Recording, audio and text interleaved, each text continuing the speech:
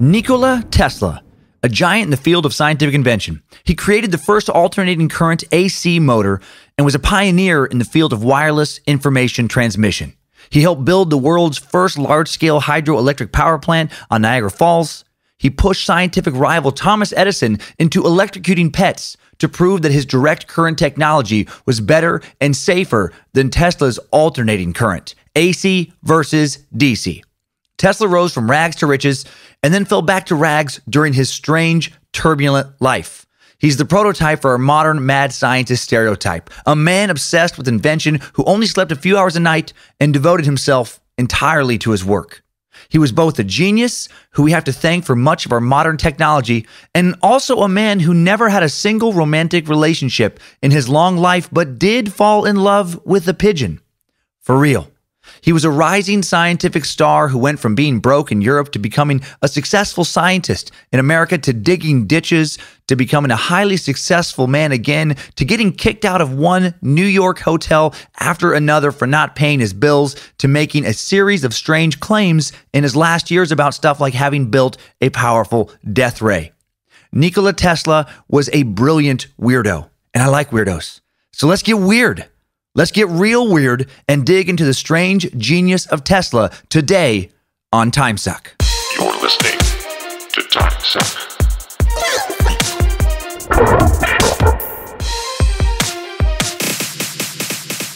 Happy Monday, Timesuckers. Hail Nimrod. Praise Bojangles be gone, Lucifina. I don't trust you today. I'm Dan Cummins, a.k.a. the Master Sucker, and you are listening to Timesuck. You're inside the cult of the curious, and I hope it feels oh so right, you beautiful, wonderful meat sack. Has anyone told you that you're purty today? Well, you are. You're super duper purty. Recording in a Renaissance Inn in Oxnard, California today. I say Renaissance. That'd be more exciting. Residence Inn. Not as exciting. Not ideal, but I have, full confidence in the Reverend Dr. Joe Paisley's ability to sweeten the sound back in the Idaho Suck Dungeon. I'll be back in the Suck Dungeon this next week if Nimrod wills it. Thanks to the Timesuckers who came out to Levity Live in Oxnard this past week. We got work to do to build the Timesuck following in Oxnard. But the Timesucks who are there, Timesuckers, diehards, and fantastic meat sacks, keep spreading the suck. Thank you for the wonderful gifts. Trying to get better about posting your gifts on Instagram at Dan Cummins Comedy. You spoil me. Thanks also for continuing to review the suck and spread it around the web. Appreciate it greatly. Next to word of mouth, ratings and reviews spread the suck like nothing else. Reviews on iTunes specifically keep the podcast on the iTunes charts, which is the best way to kind of help get exposure and new listeners. Also, since some of you have been asking, no, I will not have the vinyl record for Maybe I'm the Problem to sell at shows here in the next month or so at least. You can only get it at the moment through Romanus Records. Happy to sign it if you do order it and bring it to a show. A link to these wax beauties, these custom limited edition pressings in the Romanus Records store in today's episode description. The Lizard Gold custom album and the one-off Wonder Bundles already sold out. So thank you very much for picking up those super limited editions. Tricolors, Black and Bruised, Positivity, Blue, Splatter, limited edition albums, moving fast. While I won't have the new album, I will have Lindsay with me in Portland, Oregon this September 27th to 29th, back at Helium. Flat Earth Tour stand-up shows continue, and a live Matamoros Narco-Satanist Cult podcast on September 30th. Lindsay will be with me at the post-show meet and greet merch table each show, so come get some pics. Come say hi. Back to SoCal, October 5th and 6th at the Rec Room in Huntington Beach. That room looks like an awesome place for a show. Lindsay will not be with me that week, but I'll be there. I'll be there entertaining the shit out of you. And then back to the Northwest at the Tacoma Comedy Club, October 11th through 13th. I believe Lindsay will be there, that one. And then another live Matamoros Narco-Satanist Cult podcast on October 14th. And then those will be my only Seattle area shows this year. The rest of the year's tour dates, dancummins.tv, Columbus, Ohio, Buffalo, New York, Spokane, Washington, St. Louis, Missouri, Grand Rapids, Michigan, coming down to 2018 tour pipe.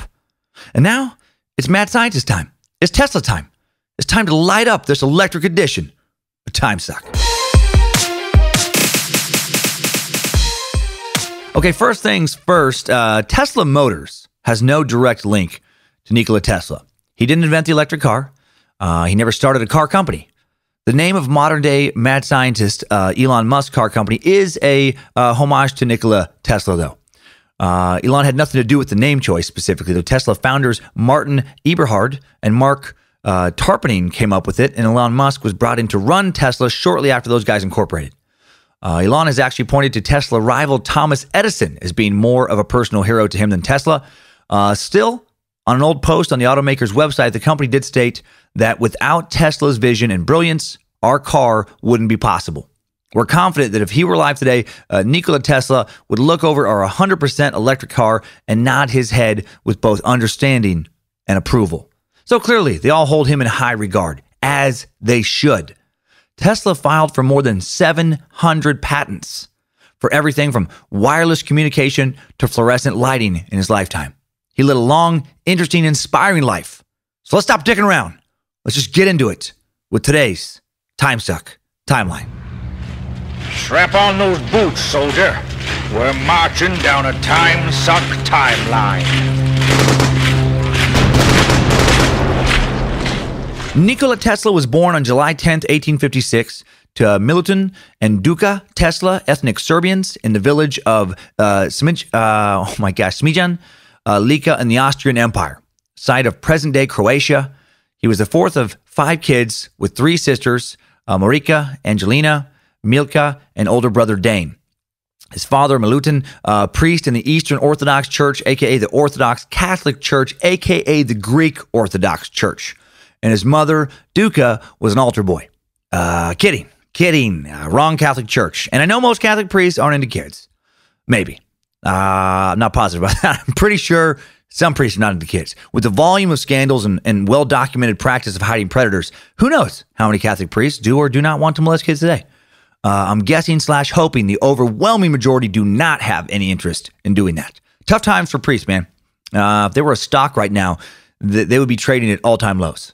But that's not what we're talking about today. Tesla's dad is an Eastern Orthodox priest, and Tesla later described his mother as a very handy woman around the house who was known for her abilities to make tools and appliances as well as memorize great poems. Tesla would also later say, in regards to his mother, "My mother was an inventor of the first order and would, I believe, have achieved great things had she not been so remote from modern life and its multifold opportunities." Now, his dad was also known for excellent memory, ability to write well, and his eloquent sermons and speeches. Nikola also found him to have an exceptional wit. So clearly both parents, despite not being academics, possessed exceptional intellectual abilities. Both of his parents also had the clear expectation that young Tesla would grow to work as a member of the clergy, like his father, which unfortunately for them, Tesla had zero interest in. Tesla's birthplace, Smija, there I'm saying it right, in the mountains of modern-day Lika, a rural region of present-day Croatia, was a small village with a recorded population of 2,090 people in 1857. The population has been steadily declining since then, with a total of 418 people in 2011. A lot like my hometown of Riggins. Almost the exact same current population. Man, it's like we're the exact same person. Just 2 regular old geniuses. One invented a whole bunch of stuff that modern communications technology and so much more is based on. One can barely pronounce the words of a single language, who often forgets what day of the week it is. But other than that, same. The area of Smija has been populated since the Middle to Late Bronze Age. It sits across the Adriatic Sea from the eastern coast of Italy. It's a quiet farming community surrounded by low wooded hills with large mountains in the distance. It's charming and quaint. Today you can find Tesla's childhood home in his father's church, which was restored in 2006 after the Croatian War of Independence, that serve as museums in the Tesla Memorial Complex. Okay, so, I don't exactly have that in my hometown. No museums. No one even actually has a street named after me. I'm actually not even the most famous person from Riggins anymore. Not after Dallas Cowboys, they selected Riggins Salmon River High School graduate Leighton Vander Esch in the first round of this past year's draft, and then that son of a bitch said he maybe had heard of me in an ESPN interview. Damn it. So, not quite museum level of respect from the tiny hometown. But other than that, we're kind of the same. Maybe I'll just have to buy my own statue someday. Maybe I'll buy a statue of me, just, soft cock stroking, just Chikatilo style. The locals will then have to protest.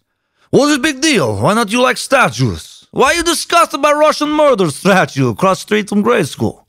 Why you sign a petition? Not let park be renamed Chikatilo Wrestling Field. A strong Russian name. You know love Timesuck? You know understand dark joking of things. Typical American. Prefer football over subversive podcast thingy. In 1861, 5-year-old Nikola attends school for the first time. He graduated college 6 weeks later. That's fucking crazy talk. No, he starts school and is viewed by his classmates as a huge weirdo, because he was. This is how Tesla would later describe himself in early grade school. He said, I had a violent aversion against the earrings of women, but other ornaments as bracelets pleased me, more or less according to design. The sight of a pearl would almost give me a fit, but I was fascinated with the glitter of crystals or objects with sharp edges and plain surfaces. I would not touch the hair of other people, except perhaps at the point of a revolver. I would get a fever by looking at a peach, and if a piece of camphor was anywhere in the house, it caused me the keenest discomfort. Even now, I am not insensible to some of these upsetting impulses. When I drop little squares of paper in a dish filled with liquid, I always sense a peculiar and awful taste in my mouth. I counted the steps in my walks and calculated the cubical contents of soup plates, coffee cups, and pieces of food. Otherwise, my meal was unenjoyable.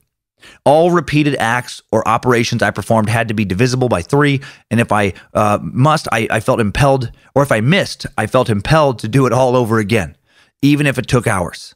Up until the age of 8 years, my character was weak and vacillating. I had neither the courage nor strength to form a firm resolve. My feelings came in waves and surges and vibrated unceasingly between extremes. My favorite line of that was, he wouldn't touch anyone else's hair unless it was at the end of a revolver.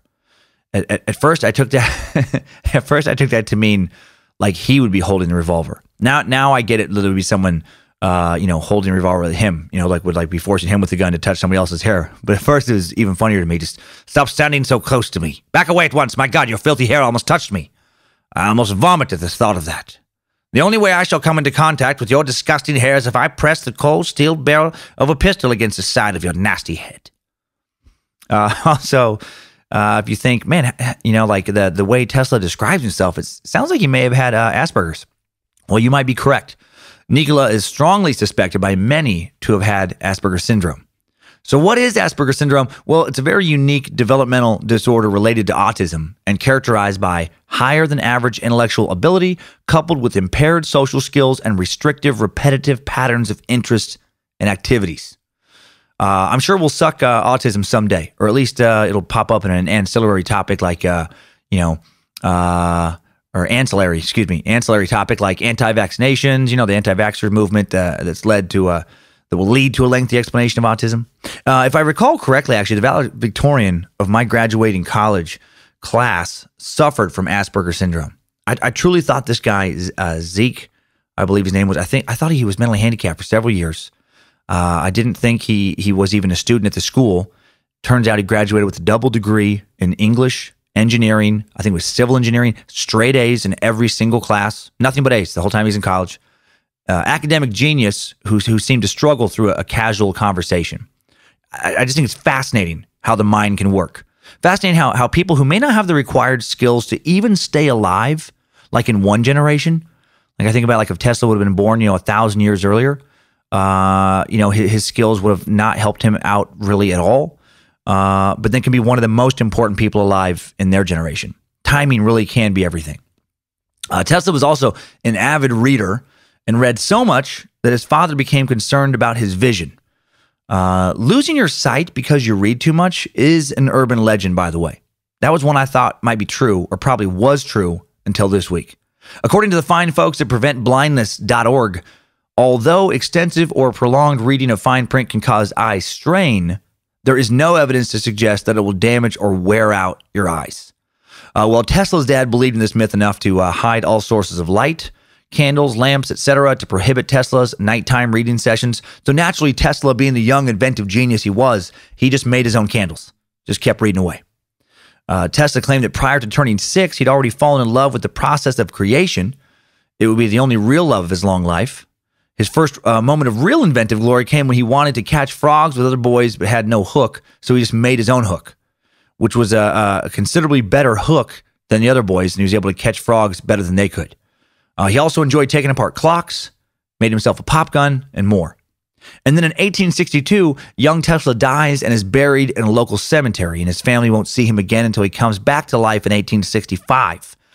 He was able to invent himself back to life. Incredible. Just fucking truly incredible. In 1866, it was revealed that the 1862 stuff I just said was actually made up in 2018. For real in 1862, 6-year-old Tesla and his family moved to the nearby town of Gospic in present-day Croatia, where his father continued to work as a local priest, and Tesla continues his education through middle school. Gospic. These words, I missed a few pronunciation next to them, but Gospic, man, they're tricky, these Serbian Croatian words. Was a bit larger, had a 2011 population, recorded at 12,745, and while no exact figure is given for its 1860s population, it seems likely based on what other stuff I read, like that 5,000-10,000 person range. Rains a lot in Gospic most of the year. Snows a lot during most winters. Sounds fun. Sounds like a good place for a young inventor to grow up, because it sounds like some place where it's rarely fun to go outside. The area has been settled since the Stone Age. Has long been looked to as an area for avid outdoor recreation, hunting, fishing, hiking, that kind of stuff. Rests near the Icke River, where Tesla would have a near-death encounter. He claimed that a vision ran through him just as he was near drowning from exhaustion in the river, and then he could clearly see how to maneuver himself to alleviate the force of the water and provide the necessary reprieve from his struggle.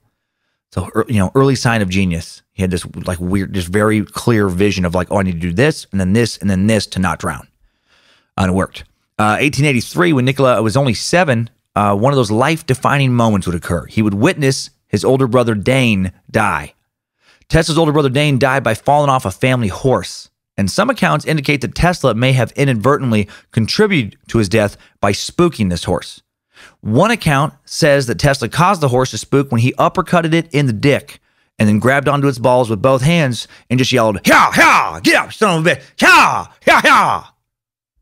Most historians place a lot of doubt on that account because it was made up by me and I wasn't there or alive even to see any of that. Well, whether he accidentally contributed to Dane's death or not, what's known for sure is that Tesla adored and looked up to his older brother. And after his death, he felt, though, that he could never live up to the potential of his brother's talent, or perhaps his brother's death actually helped contribute to his relentless pursuit of technological invention later in life. Tesla would say of his brother years later, "I had a brother who was gifted to an extraordinary degree, one of those rare phenomena of mentality which biological investigation has failed to explain. His premature death left my parents inconsolable. And also," he says, "I witnessed the tragic scene, and although 56 years have elapsed since, my visual impression of it has lost none of its force. The recollection of its attainments, the recollection of his attainments, made every effort of mine seem dull in comparison. Anything I did that was creditable merely caused my parents to feel their loss more keenly. So I grew up with little confidence in myself." That's pretty incredible that, all the acclaim that Tesla would get throughout his life for just being like a very, very, very intelligent person, he still thinks years later that his older brother Dane was more intelligent than he was. Crazy if that is true. In 1870, 14-year-old Tesla moved to the roughly 50,000 person Croatian city of Karlovac on the Austro-Hungarian military frontier at the time to continue his schooling at the higher real gymnasium. And no, he didn't go to school in the gym. He wasn't just studying dodgeball and badminton. In Germany, some schools were and are called gymnasiums. Classes were taught in German, and Tesla became enchanted with physics while there. He lived with one of his aunts and her husband, a retired military colonel. Also claimed that he spent the entire time in a torturous level of near starvation due to his aunt's insistence that he only eat a little bit due to his delicate constitution. Sounds delightful. Aside from the constant level of borderline starvation, he found his time there to be pleasant. He found his aunt and uncle to be kind, refined, and generous. That's a weird description. Oh, they were great. They were kind. They were generous. Always trying to starve me was the one kind of, one thing I didn't love was the always just kind of being almost starved. Other than that, though, very refined and kind and generous. He used every spare moment to learn and move ahead at an accelerated pace, graduating in 3 years instead of the standard 4. It was also during this time that he became enamored with the study of electricity, the area of innovation he would arguably contribute the most to. In 1873, 17-year-old recent grad Tesla would nearly die, after catching a bit of cholera, the old cholera. After returning to Smeja, damn dirty water. As soon as he's done with school, what a graduation gift that is. You get a little cholera in your system. He'd be bedridden for 9 months. In a desperate attempt to help alleviate some of the pain of Tesla's suffering, his father promised his son that he would be sent to the best technical school in the world to study engineering if he could only recover. So Tesla was the rare person to get something good out of catching cholera. If you don't recall from the Donner Party sucker, didn't catch that one, cholera is a disease spread by bacteria and contaminated water. It's a dirty water disease, and it can be fatal in mere hours if untreated. Cholera's symptoms, as quoted from the Mayo Clinic's website, are diarrhea. Diarrhea is a big one. Cholera-related diarrhea comes on suddenly and may quickly cause dangerous fluid loss. As much as a quart, about 1 liter an hour. Diarrhea due to cholera often has a pale, milky appearance that resembles water in which rice has been rinsed. So that's pretty gross. Then there's the nausea and vomiting, which often occur at the same time as diarrhea, for extra fun. Vomiting may persist for hours at a time, and sufferers occasionally vomit blood from vomiting with enough force to tear the lining of their esophagus. Whew. And that's where the blood comes from. It's just, they're tearing up their esophagus. Dehydration can develop within hours after the onset of cholera symptoms. Depending on how much body fluids have been lost, dehydration can range from mild to severe. Loss of 10% or more of total body weight indicates severe dehydration. And then, other symptoms, is irritability. Yeah, I bet you're irritable if you're puking and shitting your guts out. Lethargy, sunken eyes, dry mouth, extreme thirst, dry, shriveled skin, slow to bounce back when pinched into a fold, little or no urine output, low blood pressure, and an irregular heartbeat. An altered state of consciousness, seizure, coma, death. I'm guessing crying a lot of tears is a symptom of cholera. I'm guessing begging God to not die is a common symptom. I'm also guessing that begging God to go ahead and kill you, just get it over with, is probably another symptom. And all of those symptoms can be alleviated by today's first sponsor. Timesuck is brought to you today by McGill's Pop Prevention Suppositories. The minds at McGill's Pop have created an effervescent suppository you insert into your rectum to keep from dying from cholera. And equally important, to keep from dying in the most cholera of ways from literally blowing off your butthole. Don't wait to hear that fateful pop. Ugh! Don't shoot someone's innocent face eye out with your angry brown eye. Shove some McGill's up into your tummy's exit ramp. And when you feel that bubbling, you know it's working. The suppository dissolves and then rehardens to form a colon dam that keeps liquid from continuing to be violently ejected out of your anal paper shredder. Then it releases enzymes that migrate over into your stomach, calm it down, and then hardens again to form a second blockade, keeping liquid from being vomited out of your neck entrance ramp. And then it releases another enzyme that makes you think about staring into a gentle pony's sweet hazel eyes. Because that's maybe the most soothing thing you can possibly do for yourself. Just look at that pony. Look at the pony. Look at his eyes. It's all going to be okay. Look, Pony says so. Pony's nodding. So go to McGill'sPop.protectyourButthole and enter the promo code Don't Blow It Off. And of course, that is not today's sponsor. That is a callback to a joke in the Donner Party, if you're thoroughly confused right now. Timesuck is actually brought to you by Hims. Some things get better with age, like wine or a nice single malt scotch. Unfortunately, that's not the case when it comes to your skin and your face. Just damn it. Why face? Why can't you be more like scotch? Luckily, there is something you can do to fight the effects of aging and try not to look like an old raisin that somebody stepped on and then got stuck on the bottom of their shoe and then walked across the desert with that shoe. 4hims.com is a one-stop shop for skincare, hair loss, sexual wellness for men. Hims Anti-Aging Kit is a custom prescription cream tailored to you that can keep your skin looking youthfully smooth by reducing the appearance of wrinkles and fine lines. The secret is tretinoin. Oh, that's a tough word. Tretinoin. Okay, that works to renew and restore skin by increasing collagen. Hims connects you with doctors online who will evaluate your skin needs and can prescribe you a custom anti-aging treatment. No more awkward in-person doctor's office visits. Products are shipped directly to your door. Sweet. When I'm not an idiot and I remember to use my man lotion, I notice less fine lines, more consistent skin tone, and less feelings of, seriously? That is my face. That's my face. When I look in the mirror, it makes me feel good about my face. So get some. It's your skin. Do you want to be a face in the crowd or do you want to be the face in the crowd? Order now and save $20 off your first month of Hims Anti-Aging Kit. Lock in those handsome looks now. Get your first month of anti-aging for $20 off. Go to 4hims.com/DanSC, DANSC. That's forhims.com/DANSC. Forhims.com/DANSC. Link in the episode description to make it easy. Direct link to the discount with the Hims sponsored button in the Timesuck app and website. Okay, so now back to Tesla having a shitty cholera-filled life in 1873. His big accomplishment that year was not dying from cholera. In 1874, according to some sources, 18-year-old Tesla heads south to the small Serbian village of Timangash, a tiny village of less than 50 people today. Not sure if I pronounced that one correct because there was no pronunciation for it because no one in the world gives a shit about that village right now. It's maybe 50 people, tops, living out in the fucking woods. That's where he went to avoid being conscripted in the Austro-Hungarian military. According to Tesla's autobiography, he didn't move to avoid joining the army. He was just too weak, still recovering from cholera, which sounds like, probable. His father insisted that he spend a year regaining his health through physical activity and the natural setting of the mountains. Either way, he did spend about a year's time hiking and reading, reflecting and planning. Mark Twain, who later went on to become a friend of his, was one of his favorite authors. The following year, in 1875, 19-year-old Tesla moved to the small, several hundred thousand person city of Graz, Austria, and began attending Austrian Polytechnic on scholarship. Founded in 1811, the school still operates today and is known as the Graz University of Technology.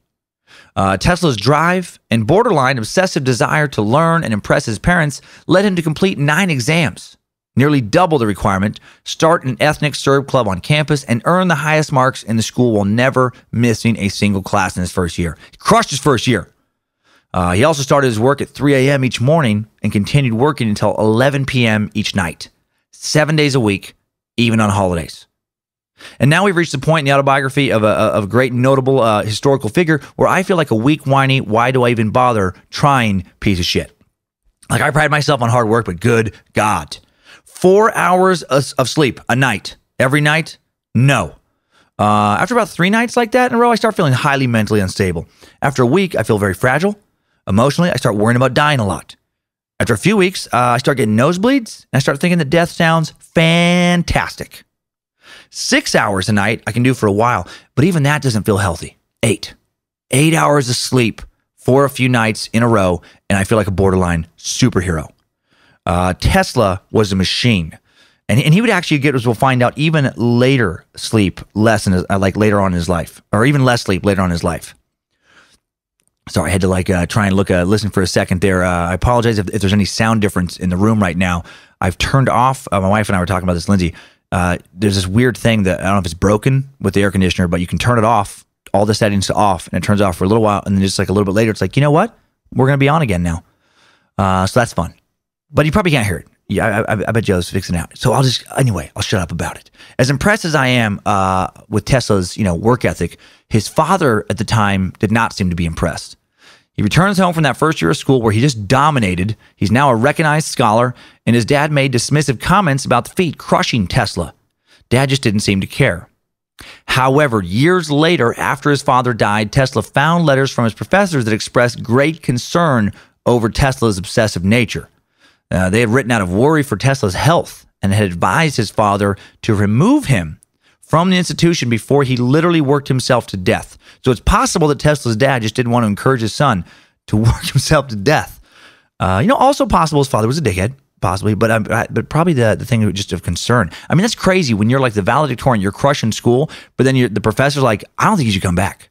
Like, we think that he's probably going to die if he comes back. The dude just will not go to sleep.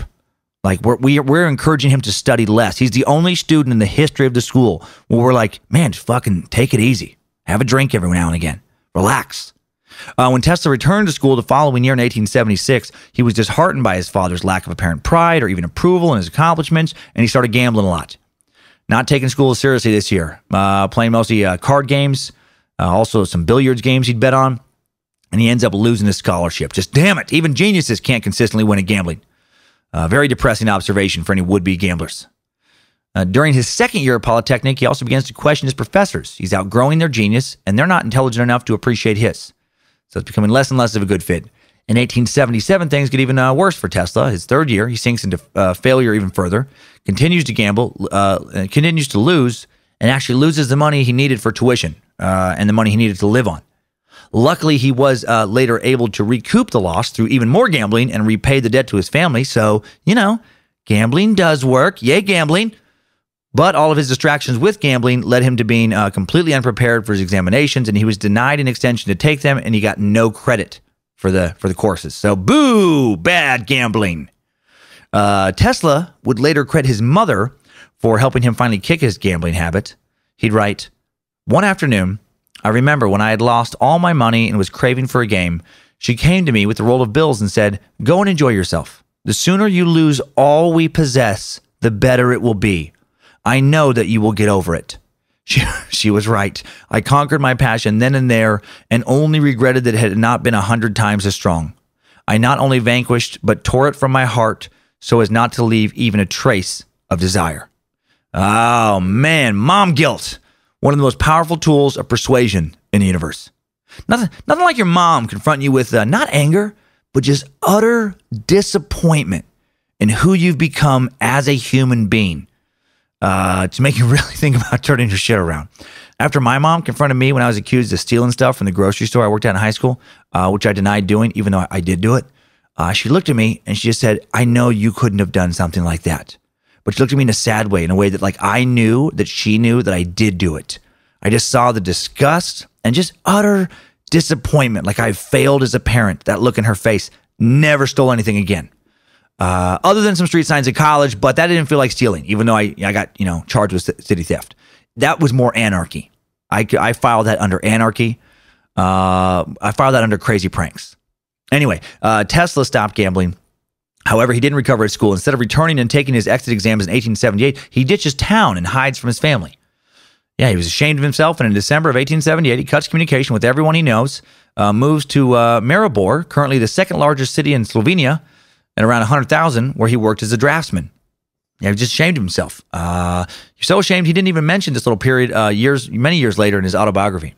In March of 1879, Tesla's father finds him in Maribor, pleads with him to come home. Sadly, Tesla refuses, ends up suffering a nervous breakdown, only to be sent home a few days later when he's unable to present proper residency documentation to local authorities and is essentially deported.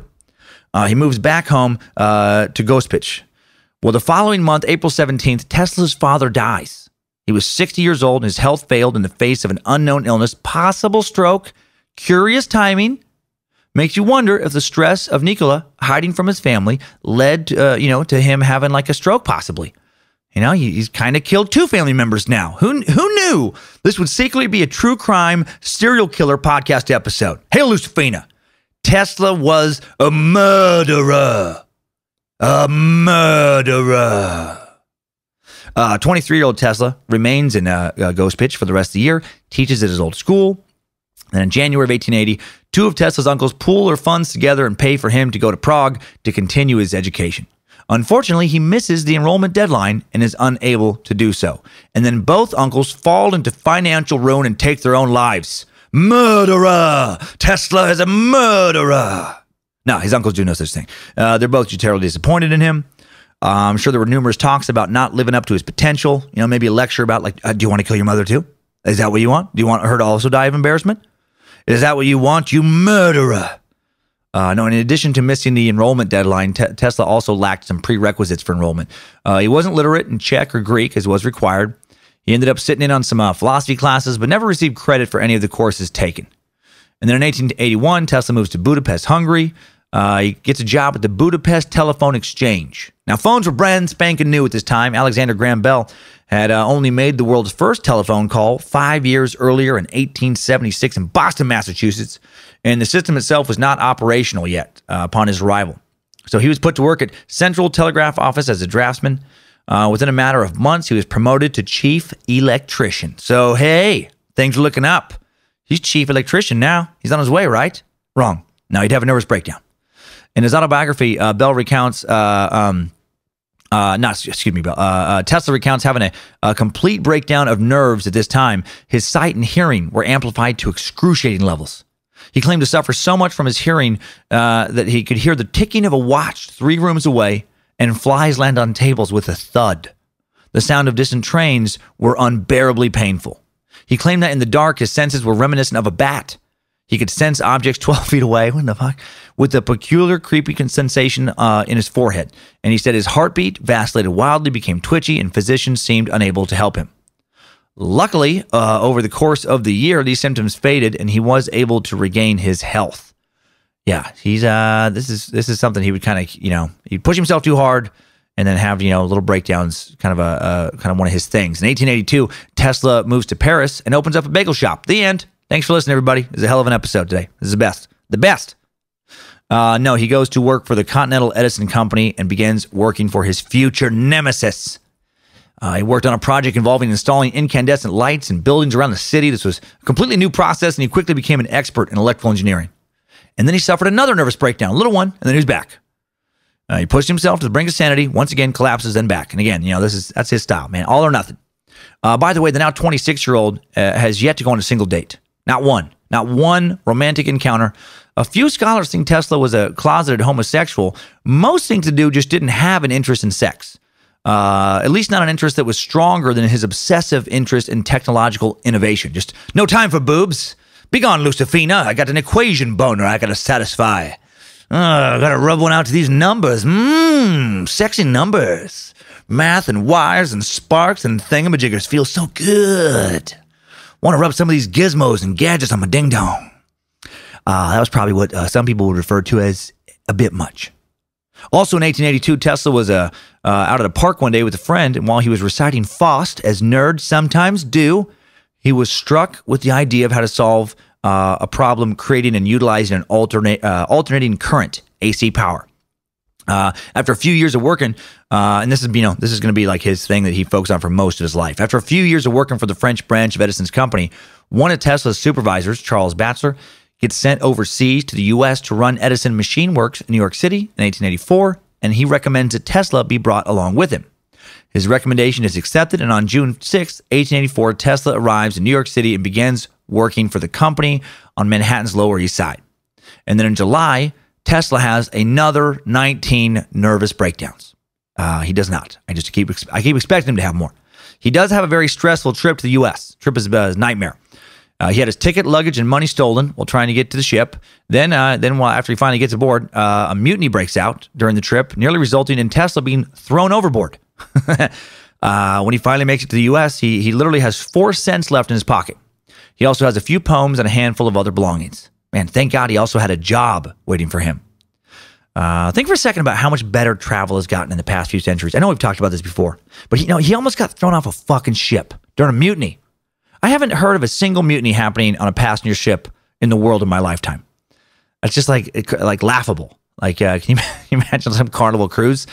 74 people died on a Carnival cruise ship in the Caribbean this afternoon when there was a mutiny aboard. That's insanity. Think about the voyages I talked about in the immigration suck. Like people dying on the boat left and right in the 19th century. Not really that long ago.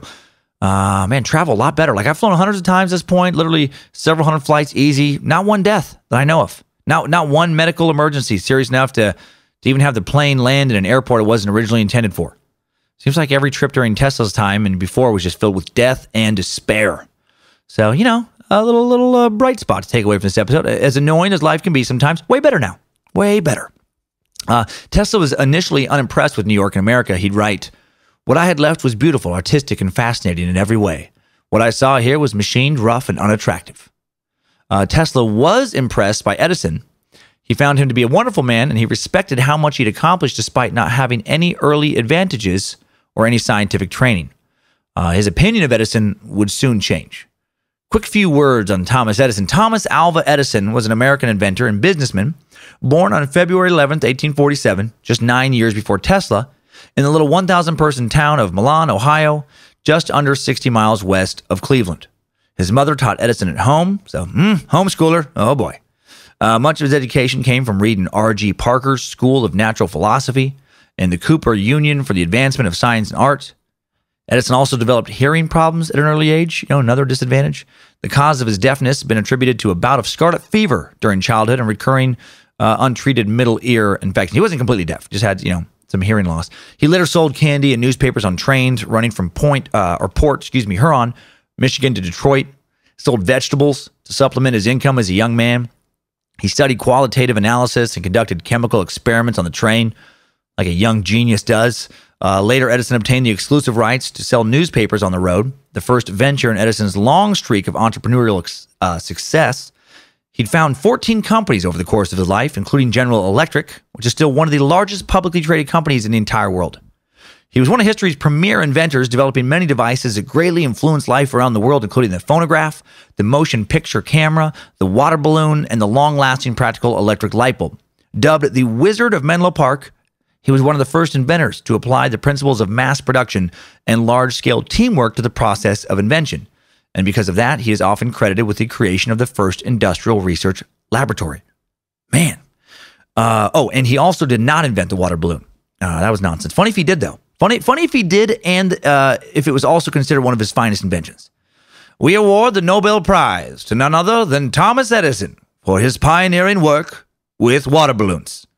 Joy brought to the lives of millions of children. Cold, wet anguish also brought to the lives of millions of children.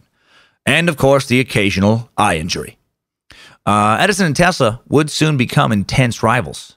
But you know what? It's not Edison suck. So fuck Edison right now. Back to Tesla. While working for Edison, Tesla was tasked with repairing malfunctioning lighting aboard the SS Oregon, a record-breaking British passenger liner that was the fastest ship to cross the Atlantic in 1884. The Oregon was delayed in its sailing due to this lighting issue.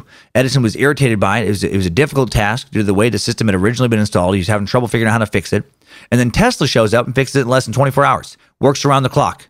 He goes in for work one morning, stays until the following kind of early morning, and then has the problem fixed and walks home. While walking home, Tesla encounters Edison by chance as Edison and others are heading home from a night of drinking. Edison makes a comment about Tesla being out all night as well, a reference to partying, whatever. Tesla corrects him and explains that no, he just stayed up and fixed that problem with the SS Oregon. All good now. Edison didn't say anything, just kept on walking with his friends. But Tesla apparently overheard him at a short distance away say that Tesla was a damn good man. And then Tesla and Edison continued to work well together for about 6 months before Tesla abruptly quit over essentially what amounted to a bad joke. Shortly after fixing the SS Oregon, Edison told Tesla he'd pay him $50,000 for an improved design for some DC dynamos, his direct current electric generators. Well, these dynamos were the first instruments used as electrical power suppliers.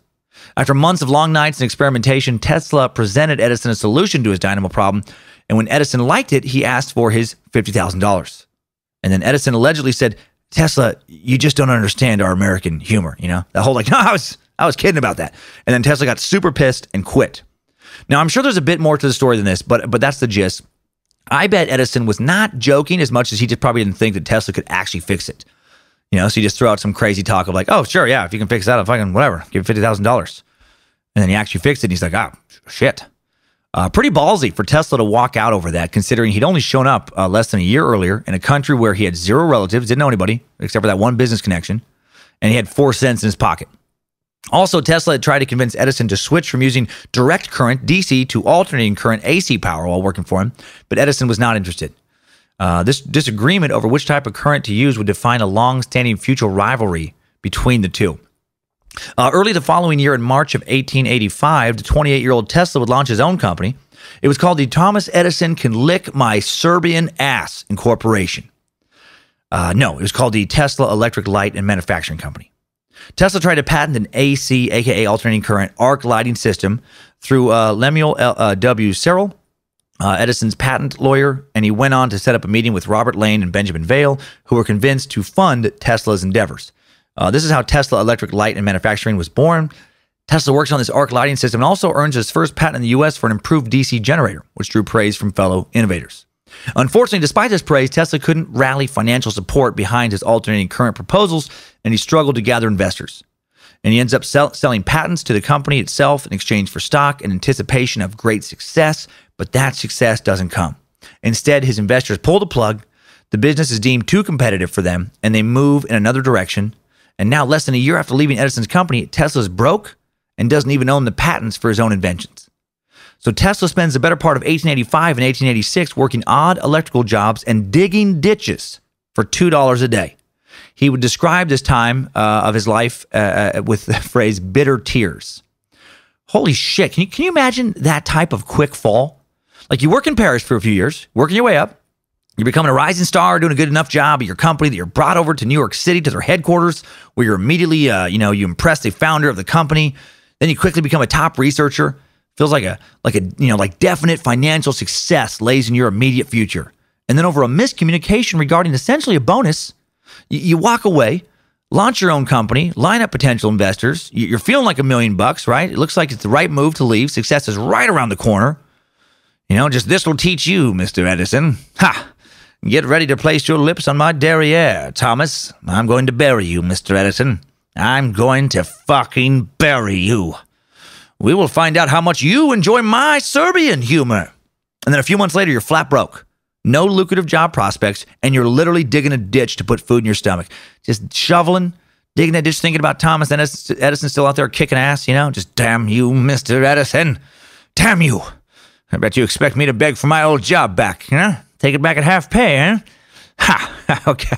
Oh, God, these blisters are killing me. I wonder if he would give me my job back. Oh, God, please, Thomas, please give me my job back. I'm fragile. You know that I'm fragile. I have a delicate spine. I had cholera at that time. I have a delicate mind. I'll die in this ditch, Thomas. Please, I'll die in this ditch. In 1886, while he doesn't get either a good new job or his old job back, he does meet Alfred S. Brown, a Western Union superintendent, and he also meets New York attorney Charles F. Peck. And these business partners are intrigued by Tesla's ideas enough to offer him financial backing and help in the handling of his patents the following year. So on April 9, 1887, these three men, they formed Tesla Electric Company. They split profits equally amongst themselves, with a third going to each man, and they build a laboratory for Tesla at 89 Liberty Street in Manhattan. So coming back around. I'm back, Mr. Edison. I'm back. The next time I touch a shovel will be to bury your cold, lifeless body. I murdered my brother and my father, and in time I so shall murder you. For I am a murderer. Tesla's alternating current induction motor starts to take off in both Europe and the U.S. in 1887. Serves long-distance high-voltage needs well. Has a simple self-starting design. Generates a rotating magnetic field. Doesn't require a commuter and doesn't require the frequent maintenance of other motors that use mechanical brushes. Then in May of 1888, Tesla receives a patent on his AC motor. Peck and Brown work to have it advertised in the press and seek to showcase its improvements over other existing options. Basically, they want to show the public that it's better than Edison's shitty design options. And that pisses Edison off. He'll soon go to insane lengths to show that his favored DC current is vastly superior to Tesla's AC current. These are highly competitive times, given that controlled electricity was a new and rapidly expanding field in high demand with vast fortunes to be made. Westinghouse, Edison, and Thomas Houston were the three current heavy hitters in the field. And then on May 16, 1888, Tesla demonstrates his motor at the American Institute of Electrical Engineers. News of his invention travels to George Westinghouse, the owner of a Westinghouse Electric and Manufacturing Company. And then by July of 1888, Brown and Peck strike a high-end deal with Westinghouse for the license of Tesla's AC polyphase induction motor and transformer designs. The deal was for $60,000, roughly $1.5 million today. Royalties of $250, that's $62.30 in today's dollar, per AC horsepower produced by each motor, and stock in the company. Tesla was also given a one-year contract by Westinghouse where he would receive the equivalent of $50,000 a month in today's money as payment as a consultant for the Pittsburgh Labs. So not bad, man, not bad at all. He is not in the slightest bit concerned with digging ditches now. The only ditch he's, possibly daydreaming about is that one to bury Edison in, with a shovel made of fucking solid diamonds. Things are looking up for Tesla. But then Edison comes back into his life and ruins everything again by taking the first shot in what will come to be known as the War of Currents. Nerd fight. So here are the basics of the War of Currents. Tesla was arguing for an advertising alternating current, AC, and Edison was utilizing and promoting direct current, DC. And one day, during a heated argument, they kind of did one of those chest bumps that dudes sometimes do, like, chest to chest. And when they did, their penises touched tip to tip. And that's how Angus Young was born. And that's how the band AC/DC came about. And that's what this song, Back in Black, is really about if you pay close enough attention to the lyrics. Back in black, they bump the sax, touching tips, electric man, my two dads, I'm a magic man, sprung forth, cloud of smoke after to tip, I'm a, something like that, and I'm back in black, and it's tip to tip. Huh. Okay, enough of that nonsense, that was probably painful for everyone. No, beginning in 1888, Edison really did kick off the War of Currents with Tesla. Tesla really did advocate an alternating current method of electrical fulfillment. Edison really did advocate a direct current method. The current or electric charge only flows in one direction in the case of direct current. But an alternating current electric charge changes direction periodically. Not only current, but also the voltage reverses because of the change in the current flow. Which is better? Well, in most instances, while better may not be the best word, alternating current has been more efficient and cost-effective over the last century and change. Direct current has been more difficult to transmit over long distances because it loses a little juice along the way. It has to be kind of reboosted. And upgrading to a higher or lower voltage requires expensive circuitry. Alternating current can be more easily transmitted over long distances, can be also conveniently converted to higher or lower voltage using transformers, which are essentially a coiled up wire that steps up or steps down the magnitude of AC voltage. Those power lines you see taking electricity to your home, around your neighborhood, those in all likelihood carry AC power. However, this is changing in some parts of the world in recent years where more efficient DC power transmission techniques are being developed. Also, portable battery power devices such as laptops and cell phones use DC, direct current power. How do they convert your home's AC power to DC power? Well, you know that little black box that is part of your battery charger? Or like the little white box, if you're an iPhone user, that, you know, that little, with the plug goes into that little tiny white, you know, like square. Well, that box, little square thing, whatever, that's an AC to DC power converter.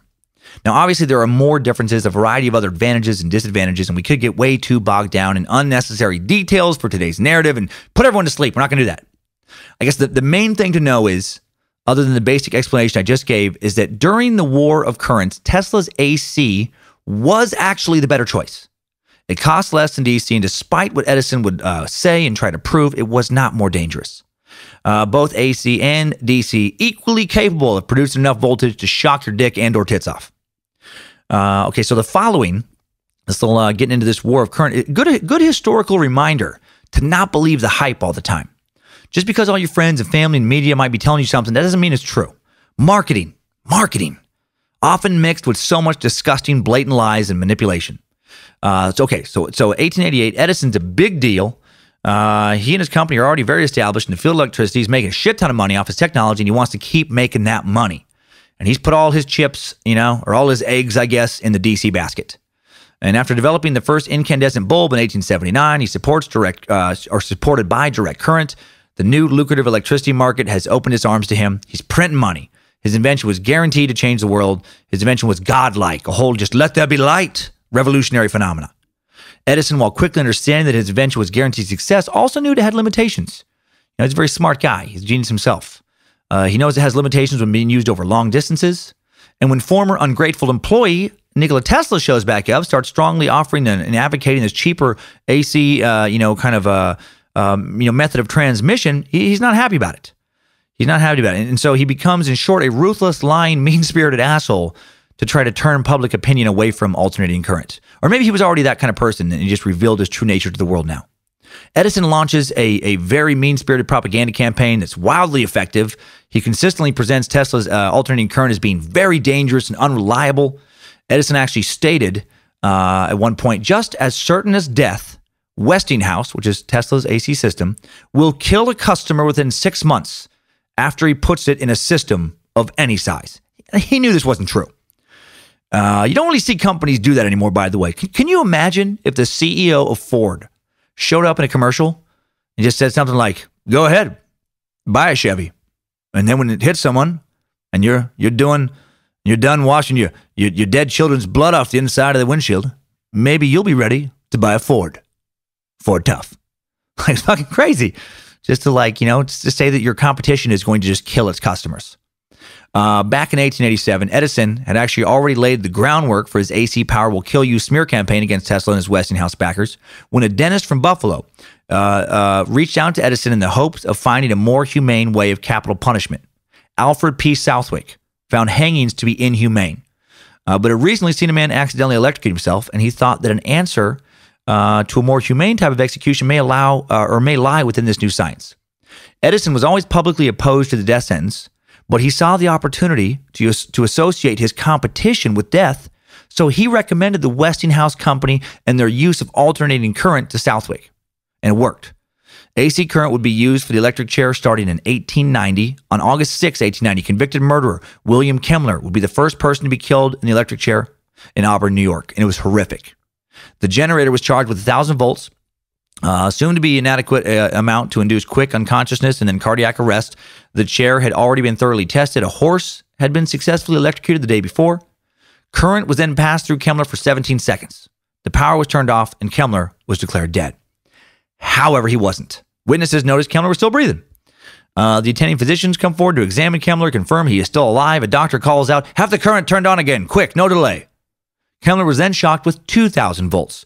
Blood vessels under his skin began to rupture and bleed, and some witnesses would actually later claim that his body caught fire. The New York Times reported that an awful odor began to permeate the death chamber. And then, as though to cap the climax of this fearful sight, it was seen that the hair under and around the electrode on the head and the flesh under and around the electrode at the base of the spine was singed. The stench was unbearable. So like they're cooking this guy. Witnesses reported the smell of burning flesh, and several nauseated spectators unsuccessfully try to leave the room. The execution ends up taking 8 minutes. The competitive newspaper reporters covering the Kemmler execution jump on all these abnormalities. Each newspaper tries to outdo the others with sensational headlines and reports. The head of Westinghouse, Tesla's company, George Westinghouse, later would comment, they would have done better just using an axe. Huge PR win for Edison. Westinghouse's alternating current became so associated with getting electrocuted that people began to refer to getting electrocuted as getting Westinghoused. Man, how happy did that make Edison? Do you want my clean, safe, not shocky power? Or do you want Tesla's death juice? Want my dependable, make America great again zip-zap? Or do you want Tesla's commie skin sizzler? And how much did that suck for George Westinghouse, man, to have your actual name associated with horrific death? Westinghouse, by the way, had tried to prevent this very strong. He had thrown $100,000 into an appeal for Kemmler to keep that dude from being electrocuted, to try to prevent alternating current from being used in his death. And this is just a small part of this war of currents. And this wouldn't happen until 1890. Meanwhile, back in 1888, Edison was just, he wasn't just sitting around hoping for an opportunity like that to present itself. He was making shit happen. He was touring the U.S., putting on presentations, or at least funding presentations if he wasn't there himself, about how dangerous AC power could be. He started publicly electrocuting dogs, horses, and even electrocuted an elephant with AC to make his case. Seriously, this isn't just some of my weird shit. He really did this. Like, what in the fuck? Bounce around the web and you'll see, you'll read stories about him electrocuting all kinds of creatures. Well, Edison didn't actually electrocute, these animals himself, but he paid to have the demonstration carried out. So he paid to have them killed. Same difference. Often he paid to have them killed by an engineer and anti-alternating current advocate, Harold Brown. Stray dogs, stray cats, horses, orangutan. That elephant we'll talk about in a little bit.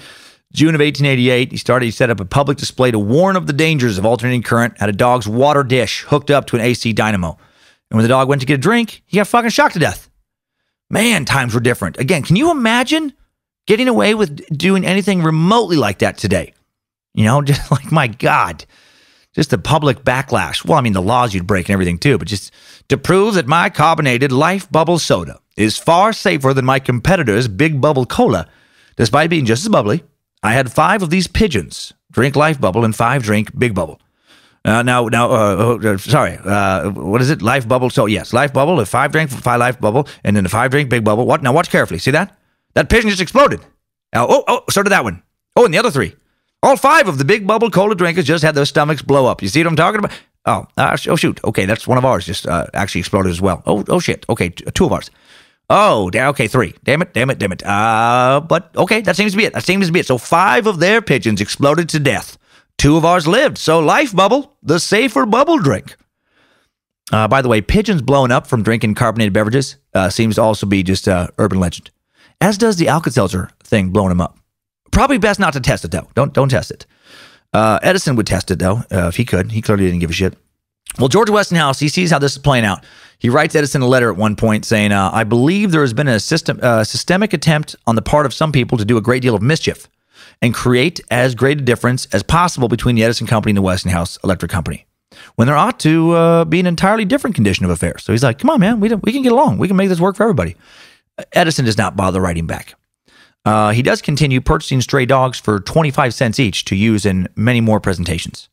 So really this war of current, less of a war, but really just a continual assault against Westinghouse and Tesla's preferred alternating current AC electricity.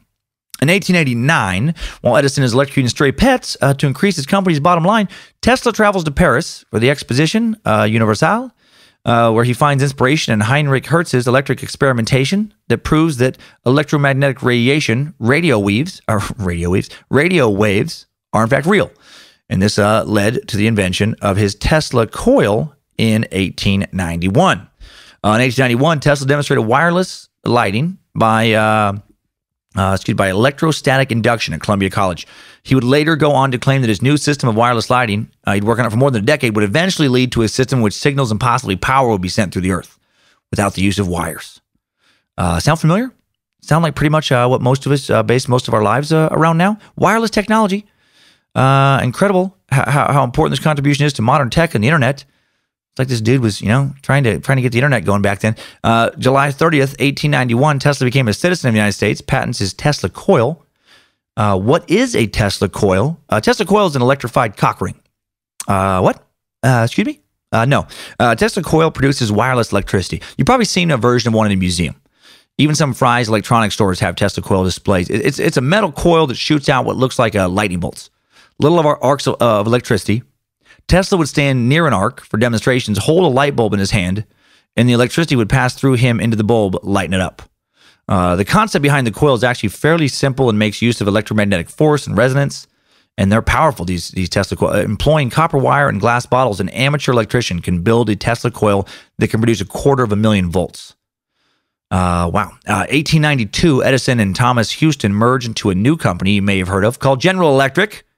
Right, Edison was working under other names previously. Now he's got General Electric. They celebrate by electrocuting and then stomping 100 Cocker Spaniels to death. Hail Nimrod! No, they don't do that. Tesla lectures in London in 1892. In 1893, Tesla and Westinghouse finally score a major victory. They finally get a victory in the ongoing war of current, which really isn't like, directed at Edison, in this case. I feel like Edison's, battles or moves during the war of current were very direct, like just very much directly shitting on AC and Westinghouse, where in 1993, Tesla and Westinghouse, they just do something, successful, which I guess is, their side of the war. They win the bid to light up the World's Columbian Exposition, also known as the Chicago World's Fair. Now, we talked about the World's Fair back in the H.H. Holmes Murder Castle episode, suck number 25. H.H. Holmes, killed an unknown amount of random tourists who came to stay at his murder castle while they were in town for the expo or working at the expo, or moved to town because of the work provided by the expo. Well, Edison General Electric had originally proposed to power the electric exhibits at the expo using direct current at the cost of $1.8 million. And when that was rejected, they got their bid all the way down to $554,000. I love that difference. Just like Edison, we can't do it for a penny less than $1.8 million. That's the least expensive way we can even possibly do it with the technology. Well, that's far too expensive, Thomas. I'm sorry, but we're gonna have to look elsewhere. Oh, hold on. I just got some new figures in my head. $500,000. We can do it for $500,000. He cuts it by over a third. Or he cuts it. It's down to almost 70% less than the original offer. Well, then Westinghouse, their offer comes in at $399,000. So, cheaper than the cheap new option from Edison. And this is a historical moment for Tesla because they win the bid, and now they're able to showcase, their beloved AC on a big stage. Thomas King Dickhead Edison tries to rain on Tesla's parade by banning the use of Edison's lamps at the expo. But Westinghouse's company quickly designs a double stopper light bulb, which allows them to sidestep some Edison's patents, and they're able to light the fair anyway. And it was a wild success. As Eric Larson describes in the main source I used for the H.H. Holmes suck, the book, The Devil in the White City, in which Eric Larson wrote, "If evenings at the fair were seductive, the nights were ravishing.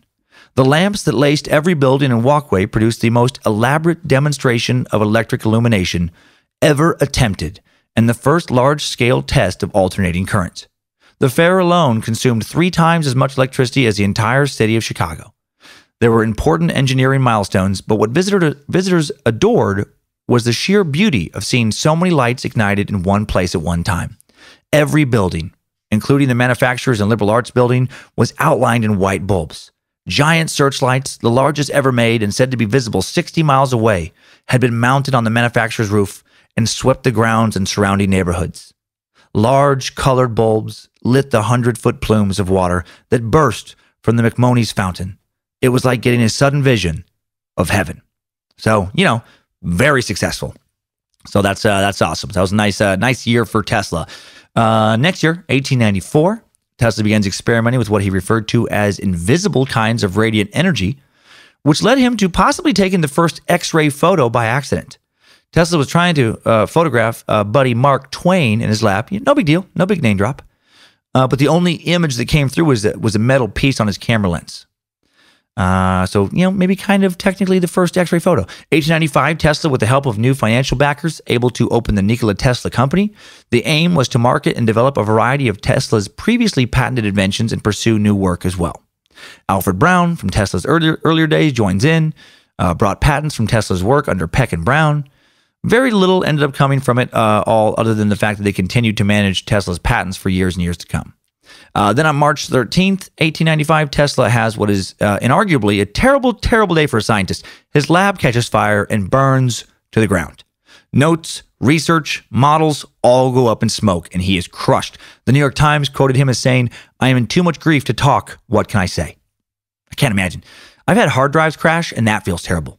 My photos, my documents, my old emails that in all likelihood I would have never looked at again, but gave me great comfort to know that I could if I wanted to. No!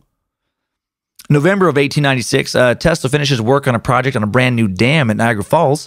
Using his AC system, the power generated from the falls would produce enough electricity to power all of Buffalo, New York. Now, this is considered by some to be his crowning achievement. Niagara Falls, the first major hydroelectric power plant in the world. Dr. Charles F. Scott, Professor Emeritus of Electrical Engineering at Yale University, former president of the American Institute of Electrical Engineers, would say at the time, the evolution of electric power from the discovery of Faraday in 1831 to the initial great installation of the Tesla polyphase system in 1896 is undoubtedly the most tremendous event in all engineering history. So, high praise. Now wealthy for the first time, Tesla becomes a scientific free agent, spends the next 12 or so years bouncing around Manhattan, renting various spaces as laboratories. He can often be heard muttering under his breath, just, "Fuck Thomas Edison. I'll bury him yet. Bury him in one of those ditches he reduced me to digging. We'll see who laughs last, Edison. Yes, we shall see." In 1898, Tesla freaks out an audience at Madison Square Garden when he demonstrates his automaton boat that was radio controlled. Basically, the world's first remote control boat. People witnessing this hard to mentally process event, because they'd never seen anything like this, they attributed the small boat's ability to move to either magic, telepathy, or to the small monkey that appeared to be captaining it. Seriously, they had like a little monkey on the boat, and they truly believed that the monkey was the one controlling it. Just a totally normal boat captain monkey. Tesla tried marketing his invention to the U.S. military, but they didn't buy it at the time. Radio-controlled items stayed fixed in the realm of playthings until World War I, when countries would begin to utilize it. Sadly, he did not decide to tour the world with his boat captain monkey and devote the rest of his life to fuck with people's minds. That'd be great. I introduce to you Zanzibar, the world's first monkey boat captain. Tell him where you'd like him to go, and he'll do it. He understands all human language, all of them. And no one navigates the sea like Zanzibar. Tesla, godfather of remote control cars and drones. Dude, how cool is that? 1899, Tesla moves to Colorado Springs, Colorado, and starts smoking so much weed. He gets good at hacky sack, becomes known for baking the most magical brownies you've ever tasted. He subscribes to a vague political and spiritual ideology of just be cool, man. Just let it all happen, man. Don't worry about it. He stops eating meat, stops washing his hair, spends a long time with some musician friends playing 20-minute long solos full of oh so many deeply groovy guitar riffs. No, he doesn't do that. He sets up an experimental station. He chose the location for its high altitude as he was interested in studying the conductive nature of low-pressure air. All this guy cared about was his scientific work. Still no romantic life. The dude would never, ever date a single person. No rumors of love affairs. No strong indication, he ever had a sexual experience of any kind. Probably shocked his ween every time he got a boner, just until he conditioned it to just stay limp. What is the big deal with limp dick? I like Tesla. I feel like he understands Gigatillo on some level. He focused on spark and lightning. I focus on jerk and wrestle. Get out of here, Chuck T. You already showed up in this episode, you son of a bitch. You have no place here. What's the big deal? Go on, get. Tesla really did, unlike Edison, focus only on the scientific life. Edison would actually father 6 children. He was married twice. Dude, found time to get it on. 1899, Tesla also looking for the ability to create a much larger working space for his growing experimentation in Colorado. He announced his plans to create and deliver long-distance wireless telegraph from Pikes Peak to Paris. So basically, in 1899, he really is trying to invent the internet. Think about what this dude could do if he was alive now. Like, he'd be working on, some kind of teleportation machine, beaming us around like Star Trek. Elon Musk would probably be his assistant. Or maybe he and Elon would push each other. Maybe they'd be rivals, like him and Edison. It'd be the war of space travel instead of the war of currents. I'm so amazed by the genius of people like this.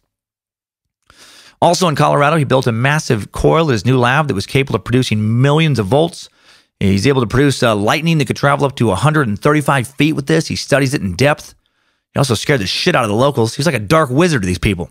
They couldn't comprehend him, what he was doing. He was a mad scientist. They probably thought he was working on some kind of Frankenstein up there. Tesla began to notice strange signals from the receiver in his lab around this time and began to speculate that he was picking up messages from outer space, from other planets. The media caught hold of this and had a field day mocking him, claiming that Tesla was, talking to Martians. Tesla himself went on to wonder about this for at least a couple years, making occasional remarks about it, but never solidifying where the messages originated from or what they meant. He was widely mocked, as geniuses sadly often are, by the ignorant masses who just aren't intelligent enough to begin to understand him. He may very well have been the first person to pick up radio waves from space. Satisfied with his experimentation in Colorado, in June of 1900, Tesla moves back to Manhattan and into the famed Waldorf Astoria, the most prestigious hotel in New York City for decades. Kings, queens, presidents, actors, actresses, artists, and more stayed there. President Herbert Hoover actually lived there for 30 years after his presidency. Gangster Bugsy Siegel owned an apartment in the Waldorf Astoria. Marilyn Monroe stayed there for several months. I may have at least walked by it once or twice. I might have been glared at by some hotel concierge who knew I didn't belong there. So, pretty good hotel. In July of 1901, 45-year-old Tesla plans to build a more powerful transmitter with the aim of advancing his radio-based wireless transmission system. Finds himself in a race, now against 27-year-old Italian inventor Guglielmo Marconi, whom Tesla was convinced was using his own inventions to try and beat him in this race. Tesla secured $150,000, over $3.8 million in today's money, from J.P. Morgan to build the Wardenclyffe Tower, a.k.a. Tesla Tower, in Shoreham, New York, an experimental wireless transmission station in this race. Tesla intended to transmit messages, even images, across the Atlantic to England and to ships at sea, based on theories of using the Earth to conduct the signals. Again, dude is trying to invent the internet at the dawn of the 20th century.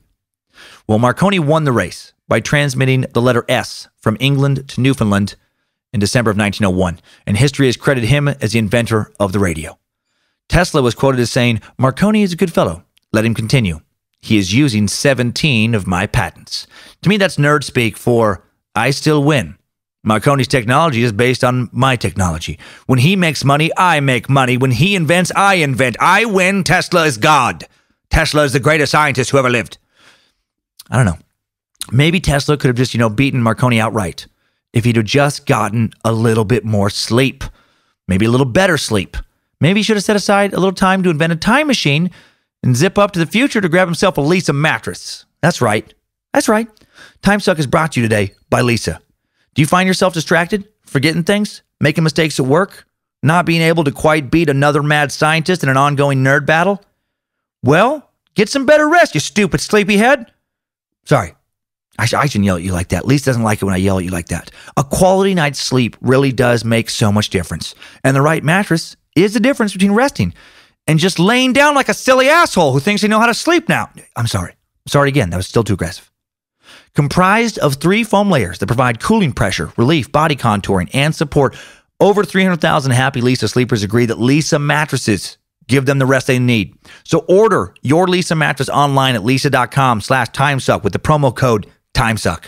Try it risk-free for 100 nights. The Lisa mattress ships direct to your door in a convenient box with free shipping and free returns.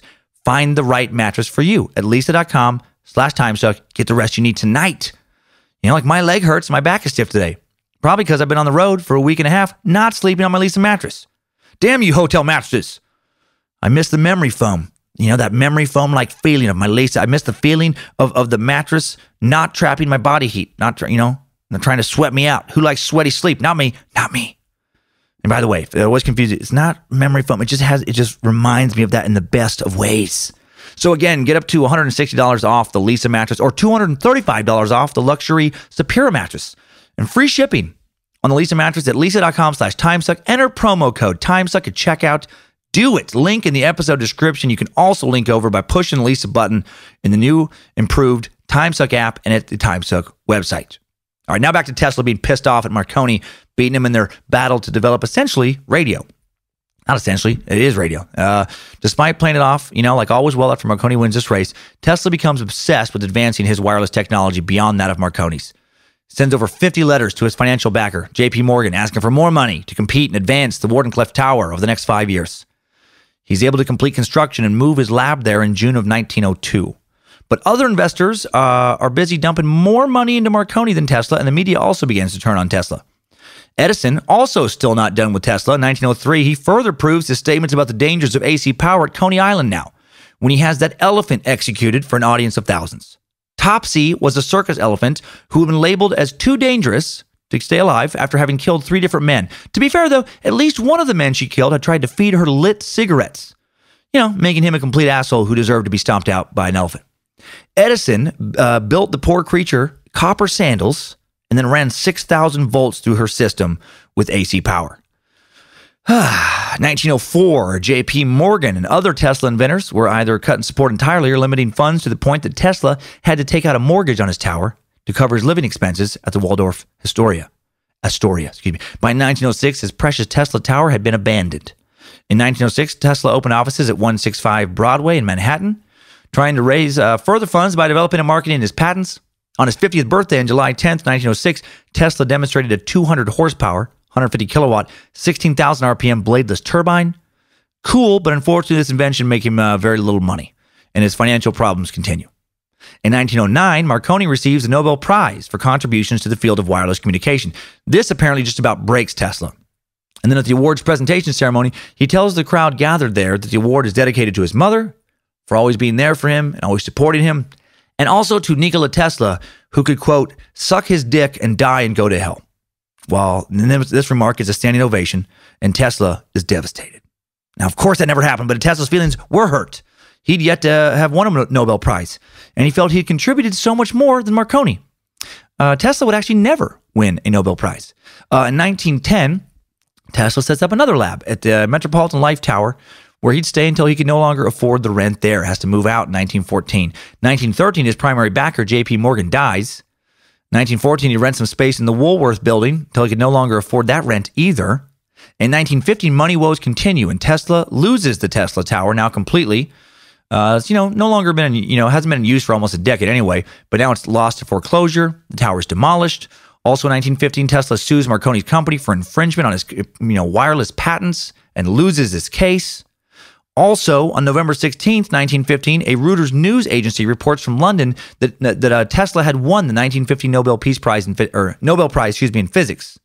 That it was given to Thomas Edison and Nikola Tesla. However, on November 15th, a Reuters story from Stockholm states that the prize is being awarded to Sir William Henry Bragg and William Lawrence Bragg for their services in the analysis of crystal structure by means of X-rays.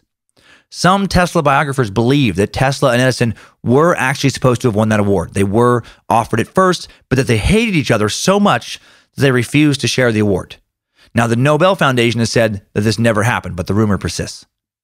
Tesla moves around Manhattan for some years after this, renting various spaces, struggling to find any investors, then moving out, leaving piles of unpaid bills behind him. He continues to ask J.P. Morgan's son, after J.P. had died for money, but doesn't get it, ends up in near bankruptcy. 1922, 66-year-old Tesla moves from the Waldorf Astoria to the St. Regis Hotel now, where he stays for roughly a year, continues to struggle with money, and falls in love with the pigeon. This is that pigeon thing we mentioned a while back. Seriously, that's when you know your life is in complete shambles, when you fall in love with the pigeon. No one falls in love with the pigeon in any kind of romantic way while their life is working out really well and they're terribly mentally stable. Tesla began to fixate on these local pigeons during this tough time of his life that he would visit daily in a nearby park, and moves on to feeding them from the window of his room.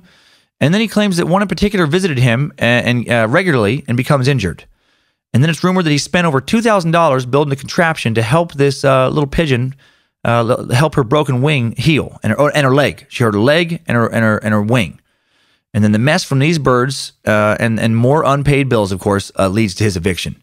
And Tesla would later say of these birds, "I have been feeding pigeons, thousands of them, for years. But there was one, a beautiful bird, pure white with light gray tips on its wings. That one was different. It was a female. I had only to wish and call her, and she would come flying to me. I loved that pigeon as a man loves a woman, and she loved me. As long as I had her, there was a purpose to my life." That is so funny / sad to me. In late 1922, then big scandal for Tesla. He and the pigeon get married, and then the pigeon dies from maternal bleeding when Tesla tries to consummate the marriage on the wedding night. And that is insane. I don't know what ended up happening to that pigeon. I don't know what happened to Tesla's sexy love pigeon. But I do know for the next several years, Tesla continued to bounce from one hotel to the next, leaving more and more unpaid bills as patents on his previously profitable inventions ran out and new inventions are not being used. In 1931, Kenneth Sweezy, a young writer who had been associated with Tesla for some time, organizes a celebration for the inventor's 75th birthday. Tesla received congratulatory letters from more than 70 pioneers in science and engineering, including Albert Einstein, and he's also featured on the cover of Time magazine. The cover's caption is, "All the world's his powerhouse." It notes his contribution to electrical power generation. And the party went so well that Tesla made it an annual event for a while, an occasion where he would put out a large spread of food and drink and invite the press over to see his inventions and hear stories about possible new inventions, the claims of an increasingly mad scientist. In 1931, longtime rival Thomas Edison also dies that year. Or not also dies, but he dies that year at the age of 84. So really, between the 75th birthday party and Edison dying, pretty good year for Tesla. And then following this pretty good year, Tesla starts to really kind of unravel mentally a bit. At his 1932 birthday party, he claims he's invented a motor that runs on cosmic rays. And no, that never happened. That is not a thing that exists. And then in 1933, he tells reporters that he's on the verge of producing a new form of energy. He said it could be tapped with an apparatus that would be cheap to run and that it would last 500 years. He also tells reporters he's developing a way to photograph the retina to record human thought. No, he's not developing any of that.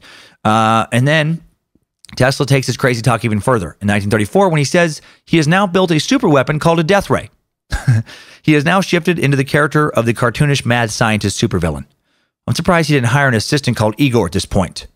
"Igor, show the fine folks who have come to our party that I'm quite serious about my death ray." Of course, Master Tesla. At once, Master Tesla." "Igor, point the death ray at Marconi's laboratory." "Yes, Master Tesla. At once, Master Tesla." "Yes. Can you sense your imminent death, Mr. Marconi? Are you ready to be exploded, or disintegrated, or eviscerated, or perhaps evaporated? Even I am not sure what the death ray will do to you. It's not quite finished. Still fine tuning the death ray, but soon. Oh yes, soon I will death ray you. You should have never crossed a murderer, Marconi. I'm a murderer." 1934. Westinghouse, Tesla's former financial war of current backer, begins to pay him $125 a month, roughly $2,100 in today's dollars, in addition to covering the cost of his rent at the Hotel New Yorker to kind of keep him afloat. He'd do this for the remainder of Tesla's life, and it was listed as a type of consulting fee despite limited consultation ever taking place.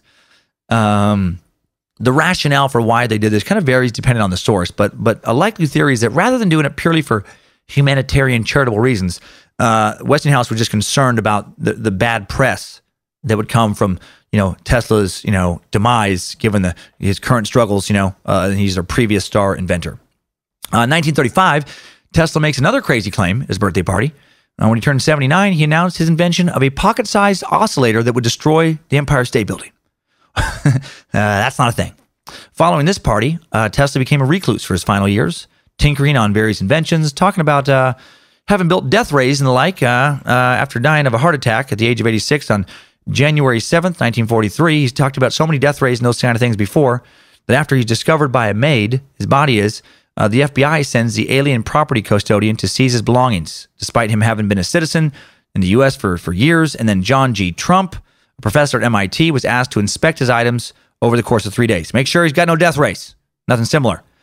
Funny that they were worried enough about what he was capable of inventing that they thought he may have in fact built a death ray or some kind of a super weapon Had to check it out, after he dies, make sure the whole hotel's not going to explode. Random trivia, by the way, John G. Trump, President Trump's paternal uncle. And while this Trump never found a death ray, despite some conspiracy theorists thinking he did, and then it now belongs to the Illuminati, of course, he did find an issue of a comic book called Pootie and Juju. They found issue number 107 from January 1919 called The Electric Mad Wizard, an issue dedicated to Nikola Tesla. In this issue, Pootie takes a job as Tesla's laboratory assistant and isn't allowed to tell Juju what's going on at this new job. After a few weeks, Juju can't take the mystery and simply must know what Pootie is up to, especially since Pootie came home one day with so much static electricity that their cat, Dr. Dingles, was nearly shocked to death and then hid under the couch for 3 days. So, Juju snuck into Tesla's tower to see what was happening, only to find Pootie strapped down to an examination table like Frankenstein. Juju watches Tesla pull a switch, and then giant arcs of lightning stab through the air, hitting Pootie with enough juice to make Pootie's bones glow. Juju screams, "Don't do it, Tesla! Don't you scissor my Pootie!" And he punches Tesla in the face, knocking him to the ground, and flips the switch back down. And then Pootie yells at Juju, "Why'd you just put the zip on my zaps, Juju? We were playing who can be the longest light bulb, and now Tesla wins. He stayed lit for 2 whole days." And then Juju said, "I didn't know how, Pootie. I thought he was killed in you." And then Tesla popped back up, punched Juju in the face to return the favor. After Juju fell to the ground, Pootie yelled, "Watch out, Juju." And then little dizzy birds circling around Juju's head. Juju yelled back, "Too little, too diddle, Pootie." And then Tesla smiled and said, "Put that in your lunchbox, Shirley." And they all laughed and laughed and laughed. And then they took turns shocking the ever-loving bejesus out of one another and saying cruel things about what a jerk Thomas Edison was. The end. And now, back to the death of the real-life Nikola Tesla. January 10th, Tesla, this is January 10th, 1943, Tesla honored by the New York mayor at the time, Fiorio? His last name's LaGuardia. He's the man who LaGuardia Airport's named after, and I should have looked up pronunciation guide in his first fucking crazy-ass Italian name. Fiorello LaGuardia, who read a eulogy over the WNYC radio. Violin music played in the background. 2 days later, Tesla's funeral witnessed by 2,000 people before his cremation. A few months after his death, U.S. Supreme Court overturned Marconi's patent in favor of Tesla, and the credit due was finally bestowed on Tesla for the invention of the radio. Now, this may have been nothing more than a political move, just so they could save, money by not having to pay Marconi. Because Marconi was suing the U.S. for using his patents during World War I. But either way, the verdict stands, and patent-wise, Tesla now technically the inventor of the radio. While most historians feel that Marconi is still the real inventor. 1952, Tesla's nephew, Sava Kozanovic, received the remains of Tesla's estate in Belgrade. The entire shipment contained 80 trunks. Tesla's ashes currently reside at the Nikola Tesla Museum there. And that is enough. That's it for today's Timesuck timeline. Good job, soldier. You made it back. Barely.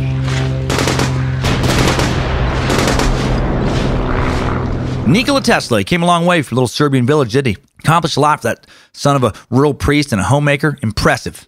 He possessed an extremely special mind, devoted his entire life to the exploration of his many, many ideas. And sure, he had some wacky ones towards the end. But as they say, it's a fine line between genius and madness, and he exemplified that. And I have a few more things to say about his life, but first, I found a video on YouTube called The Genius of Nikola Tesla, David Icke. Yes, space lizard whistleblower and king wackadoodle David Icke has posted his thoughts on Tesla. So we have to do an Idiots of the Internet. Idiots of the Internet. Icke posted a 9-minute video of his thoughts on Tesla on October 5th, 2017. And long story short, the gist of Icke's thoughts are that the Illuminati didn't want Tesla to succeed because he wanted to make the world a better place by handing out free energy. So the reptilians and their slaves and bloodlines continually worked to discredit him and block the success of his many inventions. Of course, that is what Icke believes. Let's see what the geniuses in the comment section of his video think. User Dizzy Dish has some interesting thoughts. Dizzy Dish types, "The world does not have any geniuses being born in this modern world. They are not, all caps, being taught and or trained to think outside the box. I often wonder how many geniuses have been aborted by a woman that has no morals. I don't agree with either of your thoughts here, Dizzy Dish. And also, your thoughts don't agree with one another. If the modern world is incapable of fostering genius because no one is trained to think correctly, then aborting babies wouldn't matter when it came to killing future geniuses, would it? You got to pick one stupid argument there. Either modern society doesn't allow for geniuses, doesn't cultivate genius, or we don't have geniuses because of abortion. You don't need both in there. User Taz goes a little harder on Dizzy Dish than I just did, posting, "Dizzy Dish, you need help. Such poor grammar and a clear inability to think. It's a shame that your mother didn't abort you." Yeah, Dizzy Dish had no reply for that. And then True Moron, YouTube user Investigator, posts, "Just like we're brainwashed into thinking that Einstein was a great genius, we're also brainwashed into thinking that Tesla invented wireless communication. I rest my case." He rests his case, you guys. He rests his case. Who cares that he didn't actually present a case? Who cares that he didn't actually have a case? Or that he didn't even hint at a case? He just threw out a few opinions that the entire or near entire scientific community would strongly disagree with, and then he rests. Okay, what an investigator he is. "I don't like bats. And also, I find slugs repulsive. I rest my case." Hey, math is harder for some people to learn than others. And I like my iPhone, okay, but I kind of wish I had a new iPhone now. I rest my case. Spaghetti is delicious, but if you think about it, some people prefer sushi, huh? Case rested. Fucking idiot. And last one today, Proteus Games, the pseudo-intellectual, the internet, the person with all the answers, who is impressed by nothing. Proteus isn't impressed by Tesla's genius because he or she doesn't believe in individual genius, just as a concept. Posting, "An idea does not have an inventor. An idea has a time. The idea you perceive to be unique is pondered by others, subconsciously. Perceptive individuals share information when in a meditative state. An inventor by way of patent is only the first person to articulate and lay claim to the idea." Translation, "I'm as smart as Tesla. I'm as smart as Einstein. I know all there is possibly to know about everything because I'm a perceptive individual who can enter a meditative state." Translation, "I have very little formal education, and rather than feel bad about that or be jealous or insecure or even at least respect it, that others have it and it has value, my ego has led me to denounce it across the board and elevate myself to the level of genius without having to put any work into education or anything whatsoever. I just clear my mind, and bam, I'm a fucking genius too. Meditation." Well, I'm going to say that no amount of meditation in the world is going to give me the ability to create a hydroelectric dam or revolutionize the use of fucking anything in the technical world whatsoever. I have no problem admitting that other people are way smarter than I am. And Tesla, pigeon lover or not, way smarter than me. Way smarter than me when it came to tech and probably in most other things, if not almost everything else. I am no genius. Thankfully, I don't think I am also an idiot of the internet as well. Idiots of the internet. Okay, so time for some last thoughts on Tesla before we wrap up today. At the end of Tesla's life, he had amassed roughly 300, at least 278, but the number's a little hard to pin down as they're spread around 26 countries, patents around the world. While many of his inventions have not been utilized, he was instrumental in the development of much of the technology we take for granted today. Like, if something you use uses AC power, alternating current, you have Tesla to thank. So you very likely have Tesla to thank for your house being lit up at night. Your appliances, be able to, run because of the power coming into the house. Even if they're, working on DC voltage, it's likely that the power is being transformed from AC to DC inside the house. His work with Westinghouse spread the use of electricity immensely. The Tesla Coil helped with the creation of radios and TV. Tesla developed much of the groundwork that was likely used by Marconi in his radio development and just so much more. And part of what may have enabled Tesla to be so productive and revolutionary with the ideas he had was the possession he had of a photographic memory Now, most psychologists, or many at least, claim that a true photographic memory where you can recall anything you've ever seen with perfect clarity is impossible. But Tesla claimed to have it, or at very least, he may have had something very close to it. He was known for his ability to seemingly memorize entire books.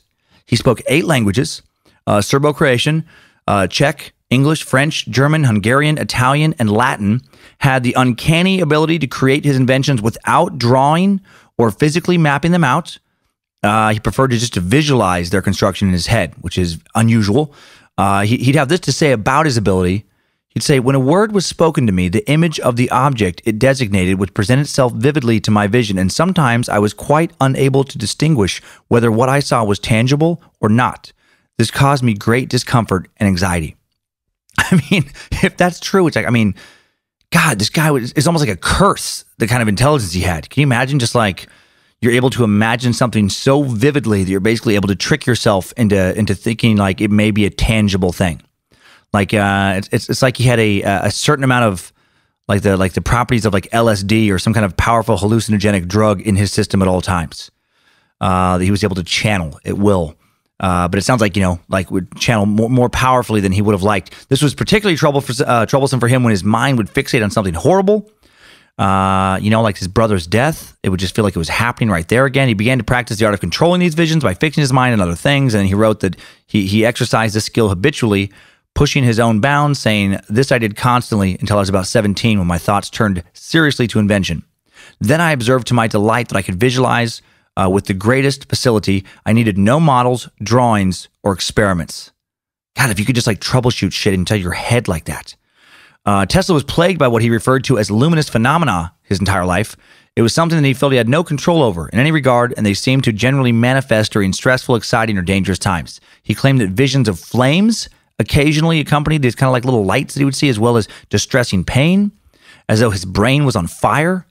In one instance, described in his book, he claimed that he had gone on a shooting expedition in Paris, and that the following 3 weeks were plagued by the phenomena. He was then invited to attend another, and he quickly declined, alluding to the possibility of this phenomena possibly being like some kind of premonition. So who knows what that shit is about? Like I said, special mind, rare genius. And now let's talk about how little sleep he got. I'm just amazed by that. Tesla claimed to only sleep 2 hours a night later in his adult life, and just take occasional small naps, or like little additional tiny cat naps throughout the day. This claim may seem outlandish, but accounts were verified during his youth of playing cards or pool for stretches up to 48 hours continuously with limited impact. He also spent a stretch of time working in his lab in which he was up for roughly 84 hours straight. That's 3.5 days. Friend and journalist Kenneth Sweezy confirmed that Tesla almost never slept. I do not understand how in the hell that is possible. And it's not like it destroyed his health. It clearly wasn't that detrimental. I mean, he lived until he was 86 years old. He may have lived a long life partially due to consistent exercise and diet. Very consistent. He was never out of shape from 1888 to 1926. Right? So for almost 40 years, Tesla remained virtually exactly the same physically. He was 6 foot 2 inches tall and 142 pounds. Dear God. I've never been that consistent. If you've seen pictures of me from 10 years ago, and pictures of me in like the past few years have seen me recently, I don't look the same. I'm about 80, 90 pounds heavier and the same height, man. This meat sack has a little more meat in their sack than Tesla would have. That's crazy though. And just to be that consistent, he walked 8 to 10 miles a day. Another form of exercise, weird form of exercise he claimed to utilize was he would curl his toes 100 times per foot each night. He thought that helped stimulate his mind. And he also was just very regular with his meals. He had a regular dinner, often alone, at around 8 p.m. every night. He was convinced that others ate too much and exercised too little. Well, no argument there. That's probably most people in society. He was proud of his well-maintained physique and health. He eventually became a vegetarian and then went on to a much more extreme diet later in life that was essentially nothing more than milk, honey, bread, and vegetable juice. God, there's legendary self-discipline. And once again, during the biography of a legend, I feel like a lazy slob / monster. I almost don't want to take a drink from my iced mocha right now, but I'm going to.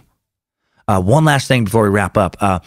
Let's hear Tesla's thoughts on why he remained alone throughout his life, as reported in a newspaper interview in 1924. I guess now I really do want to take. I don't. You know what? No. I during the research, I was drinking the mocha. I'm not going to drink on the mic. I think that's rude. But now I'm looking at my mocha. This is what he said. He goes, I always thought of a woman as possessing those delicate qualities of mind and soul that made her in respects far superior to man. I had put her on a lofty pedestal, figuratively speaking, and ranked her in certain important attributes considerably higher than man. I worshipped at the feet of the creature I had raised to this height. And, like every true worshiper, I felt myself unworthy of the object of my worship. But all this was in the past. Now, the soft-voiced gentle woman of my reverent worship has all but vanished. In her place has come the woman who thinks that her chief success in life lies on making herself as much as possible like man, in dress, voice, and actions, in sports and achievement of every kind.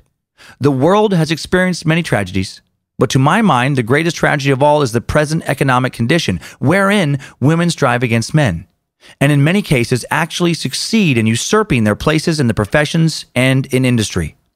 This growing tendency of women to overshadow the masculine is a sign of deteriorating civilization.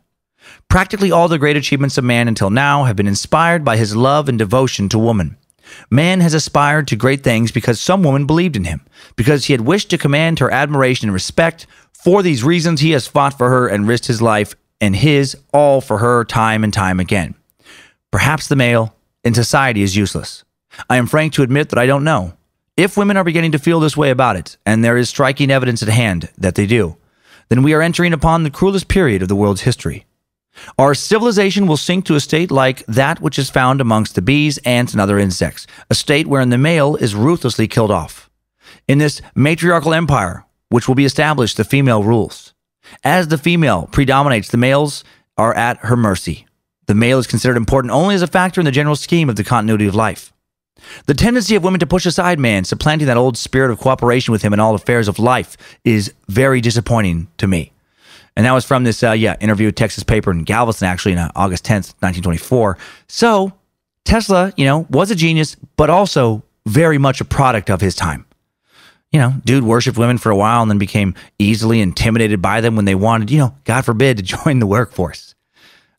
Translation for his rant to me is, women are confusing to me and that makes me feel stupid. So, fuck women. Like, even geniuses can be real dum-dums. Now let's move it along to today's top 5 takeaways. Timesuck Top 5 Takeaways. Number 1, Nikola Tesla contributed mightily to the development of the alternating current electrical system that's widely used today and discovered the rotating magnetic field, the basis of most AC machinery. Number 2, Tesla and Thomas Edison battled publicly over what was the better power source, alternating current or direct current. Edison won the battle initially and made a great deal of money. Tesla won the battle in the long run, but died broke.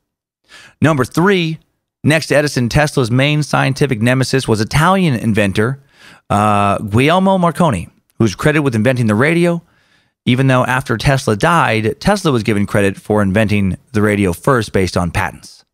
Number 4, Tesla did not invent a death ray, but hilarious and awesome that he claims as much. And number 5, new info. Did Tesla, as many conspiracy theorists and places on the internet claim, create free energy? In a word, no.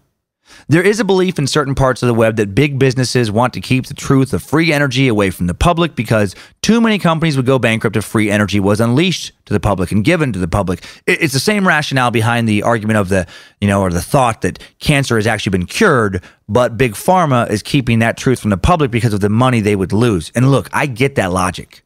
I see that motive, and I don't put that past people to do. However, that doesn't mean it is true. Tesla worked himself into bankruptcy trying to produce wireless energy based on Tesla coil principles.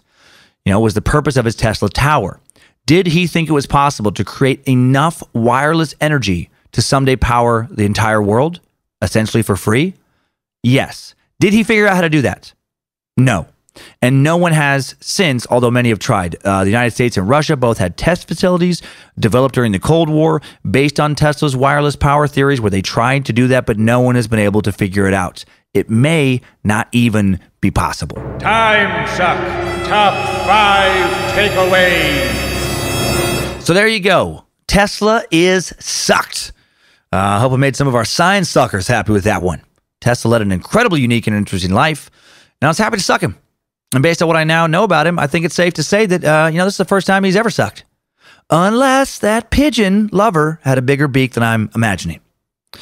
Big thanks, as always, to the Timesuck team, the high priestess of the Suck Harmony Valley Camp, Jesse, guardian of grammar, Dobner, Reverend Dr. Joe Paisley, Timesuck High Priest Alex Dugan, the Bit Elixir team, Danger Brain, Space Lizards, Merch Wizards, Access Apparel, Queen of the Suck and Boss of Everything, Lindsay Cummins. Big thanks again to OG Bojangles, research assistant, and my sister, Donna Hale. What's her nickname? How about Donna the Dum Dum Destroyer? Maybe the Dummy Destroyer. She's a teacher out there putting education in the brains of children nearly every day. I'm gonna go with Dum Dum Destroyer. I like that. At least for today. And so what's up next week? Next week we suck Andrew motherfucking Jackson. Andrew Jackson, 7th President of the United States, and also a goddamn savage. When a man named Charles Dickinson called Jackson a worthless scoundrel, a poltroon, and a coward in a local newspaper in 1806, the future president of the United States challenged his accuser to a duel. At the command Dickinson fired, he fired first. He hit Jackson in the chest. The bullet missed Jackson's heart by barely more than an inch. In spite of a serious wound, Jackson stood his ground, didn't even fall down, raised his pistol, fired a shot that struck his foe dead, killed him. Jackson would carry around the bullet in his chest, as well as another bullet from a future duel for the rest of his life. Historians estimate that Old Hickory may have participated in anywhere from 5 to 100 duels. Jesus, so much to learn about that crazy bastard next week. It's going to be very exciting. Right now, time to hear from you with today's Timesucker Updates. Updates? Get your Timesucker updates. All right, a hilarious first update from Faith Woolsey, who unintentionally used one of the Timesuck app's new features to her detriment. Faith wrote in via the app saying, I've been listening on Spotify from Alaska and finally decided to download the Timesuck app. The first episode I decided to listen to is the Drunk as Fuck episode. Towards the end of the episode, you sounded way more shit-canned than I expected, i.e. slow-talking, slurred speech. I chalked it up to the obvious and carried on with life. Next episode I listened to is the same. Unbearably slow, slurred speech. And I'm like, what the fuck? Is he just doing all his shows fucked up now? I mean, cool if that's your thing and all, but damn, Lucifina. Anywho, I decided to check out 2 more episodes to see if the trend continued. Sure as shit it did. It then dawned on me that perhaps there was a lag or some technical term I'm not aware of that caused the app to slow down just enough to make you sound like a consistently drunk as fuck. If the Drunk as Fuck episode hadn't been the first episode I listened to on the app, I wouldn't have listened to 3 more fucking episodes at 3/4 speed. Thinking you were totes wasted. Good times. Hail Nimrod. Oh my God, Faith! Thank you for sending in this message. Yeah, you can listen to the episodes now at different speed. It sounds like you were at actually half speed because we don't have the 3/4. It goes all the way down to half speed. And yes, I sound very, very drunk. I love so much that you powered through 3 more episodes. I mean, my God, that had to take you about 4 hours each episode. You poor thing. I appreciate your dedication. I think I would have given up, would have smashed my phone or something. I'm glad that you are literally up to speed. Now, yes, you can set it to obviously the normal speed on the app, which I would recommend for long-term listening. Another speed, as far as variable speed and more related update, comes in from Timesucker and Space Lizard Jason King, who writes, Dear great Sir Dr. Reverend Dan Cummins III, last of the Mosuckans, I am currently writing this from Nimrod's ballsack, as indeed I have finally joined the Secret Suck and have reached the final operating thetan level of true freedom within the cult of the curious. All jest aside, I did want to leave an honest and heartfelt message about how the Suck has touched me in so many intimate ways. I would like to give a shout out to my fellow Space Lizard, C. Hughes92, for introducing me to your podcast just under 3 months ago. In that time, I have binged every damn episode and have to just say, wow. You, my friend, have created something truly spectacular and so powerful that even Jim Jones himself must smile down from heaven as he rhythmically converts dough and tea to his pelvic inclined faith. The fact that I can already say so much of these references today speaks volumes about the amount of knowledge you have decimated and your ability to do so in a professional yet side-splittingly funny way. Enough praise for your shamecock, though. I want to share just a brief note on what Timesuck has meant to me. If you haven't guessed from my ostensibly chosen username, I'm in fact in medical school at Michigan State University, hoping to graduate soon and go into pediatric neurosurgery. And sorry I didn't write the username in the notes. With such a long career ahead, at times it is oh so easy to fall into ruts, both in school, friendships, my marriage, 3 years, ! And life in general. Yet this all changed when one of my longest known friends introduced me to your podcast. I shit you not, the very first episode was the Andre Chikatilo one. If I became after just that episode, I guess if you become part of the Curious after just that episode, I am just as messed up as you are, or you do one heck of a job as a podcaster. Either way, your podcast became the means by which an old friendship was rekindled, as well as my interest back into medicine and making a difference. Time and time again, your episodes showcase the need for humanity to open its mind a little bit and be curious. From your personal support of various causes, organizations, and movements to the incredibly uplifting stories of various timesuckers out there making this flat ice wall, circumcised globe a better place, I knew that I'd found a home. So with a long-winded thank you for sucking me these past 4 months, I wanted to leave you with something that I hope makes you smile just a little bit. While I assume this has been talked about before somewhere, with the Secret Suck chat room, social media, or other emails, regardless, you need to listen to your episodes on double speed every once in a while. Seriously, your Green River Killer or Golden State, I always mix them up, high-pitched small dick voice skits on double speed kill me every time.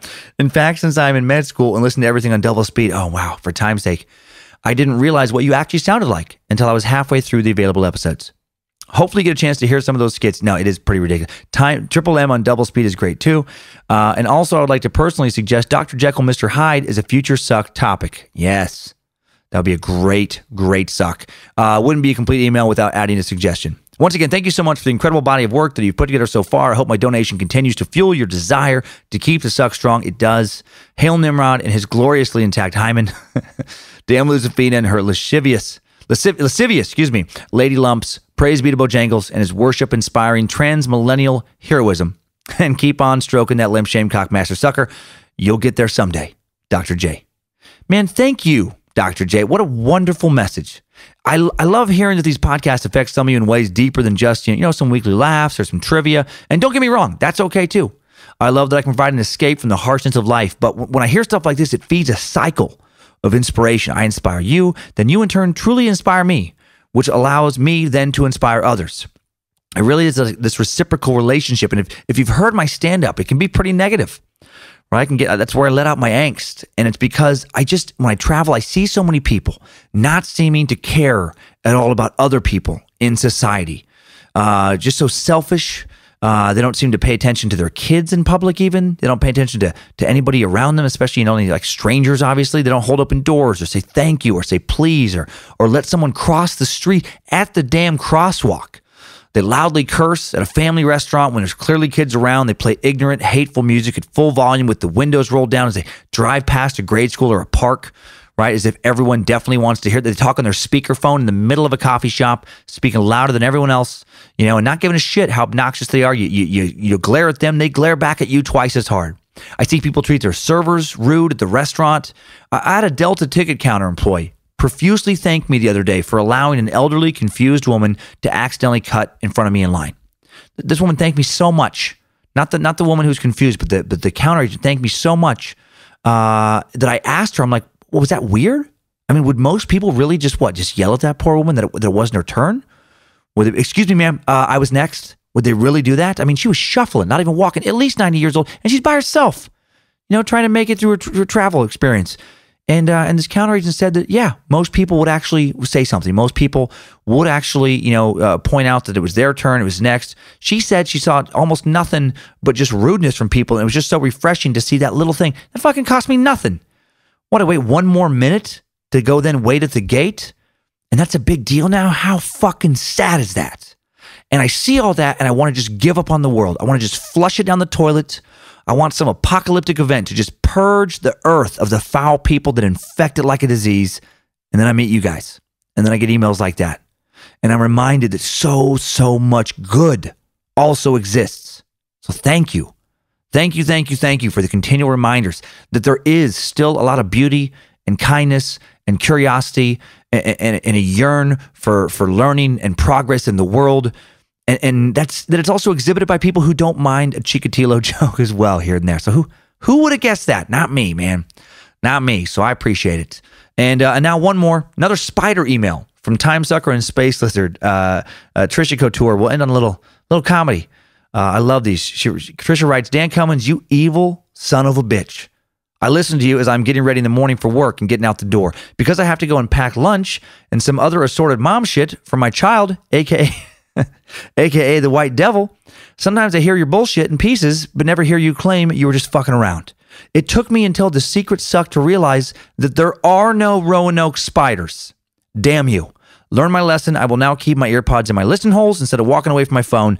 I realized that the white devil, freshman in high school, was listening too when she kept saying, bog bog play boy, bog bog. Damn you, Cummins. Well played. I love you. I love that. That is awesome, Trisha. Thank you. I love Chicken Joe. Man, when's he coming back? Who knows now? We got a little cast of characters. Who knows when they feel inspired to pop back into an episode? Just bog bog play boy, bog bog. I still crack up randomly sometimes when I think about people believing that the spiders would work together. That was my favorite part of that lie, that they would work together and that one spider would actually lift up your eyelid to allow another evil spider to crawl into your eyeball. And then, like, I guess let the eyelid snap down so that so you had a hard time getting that spider back off your eye. That would just be like the most cartoonishly evil spider ever. Thank you again, everybody, for sending in your messages. Sorry if yours didn't make it on the air or if you didn't get a response. We try to respond as a team to all the messages, but sometimes I'm sure some fall through the cracks. Never out of disrespect, never out of disregard. Appreciate you making time for us. Thank you all for making this community something to truly be proud of. Thanks, time suckers. I needed that. We all did. Well, that's all, time suckers. Thank you guys so much for listening. Talk to you spacers on Thursday. Talk to the rest of you next week. Have a great week. Don't devote your life to competing with the nemesis to the point that you fall into financial ruin and end up talking crazy talk about death race. And most importantly, keep on sucking.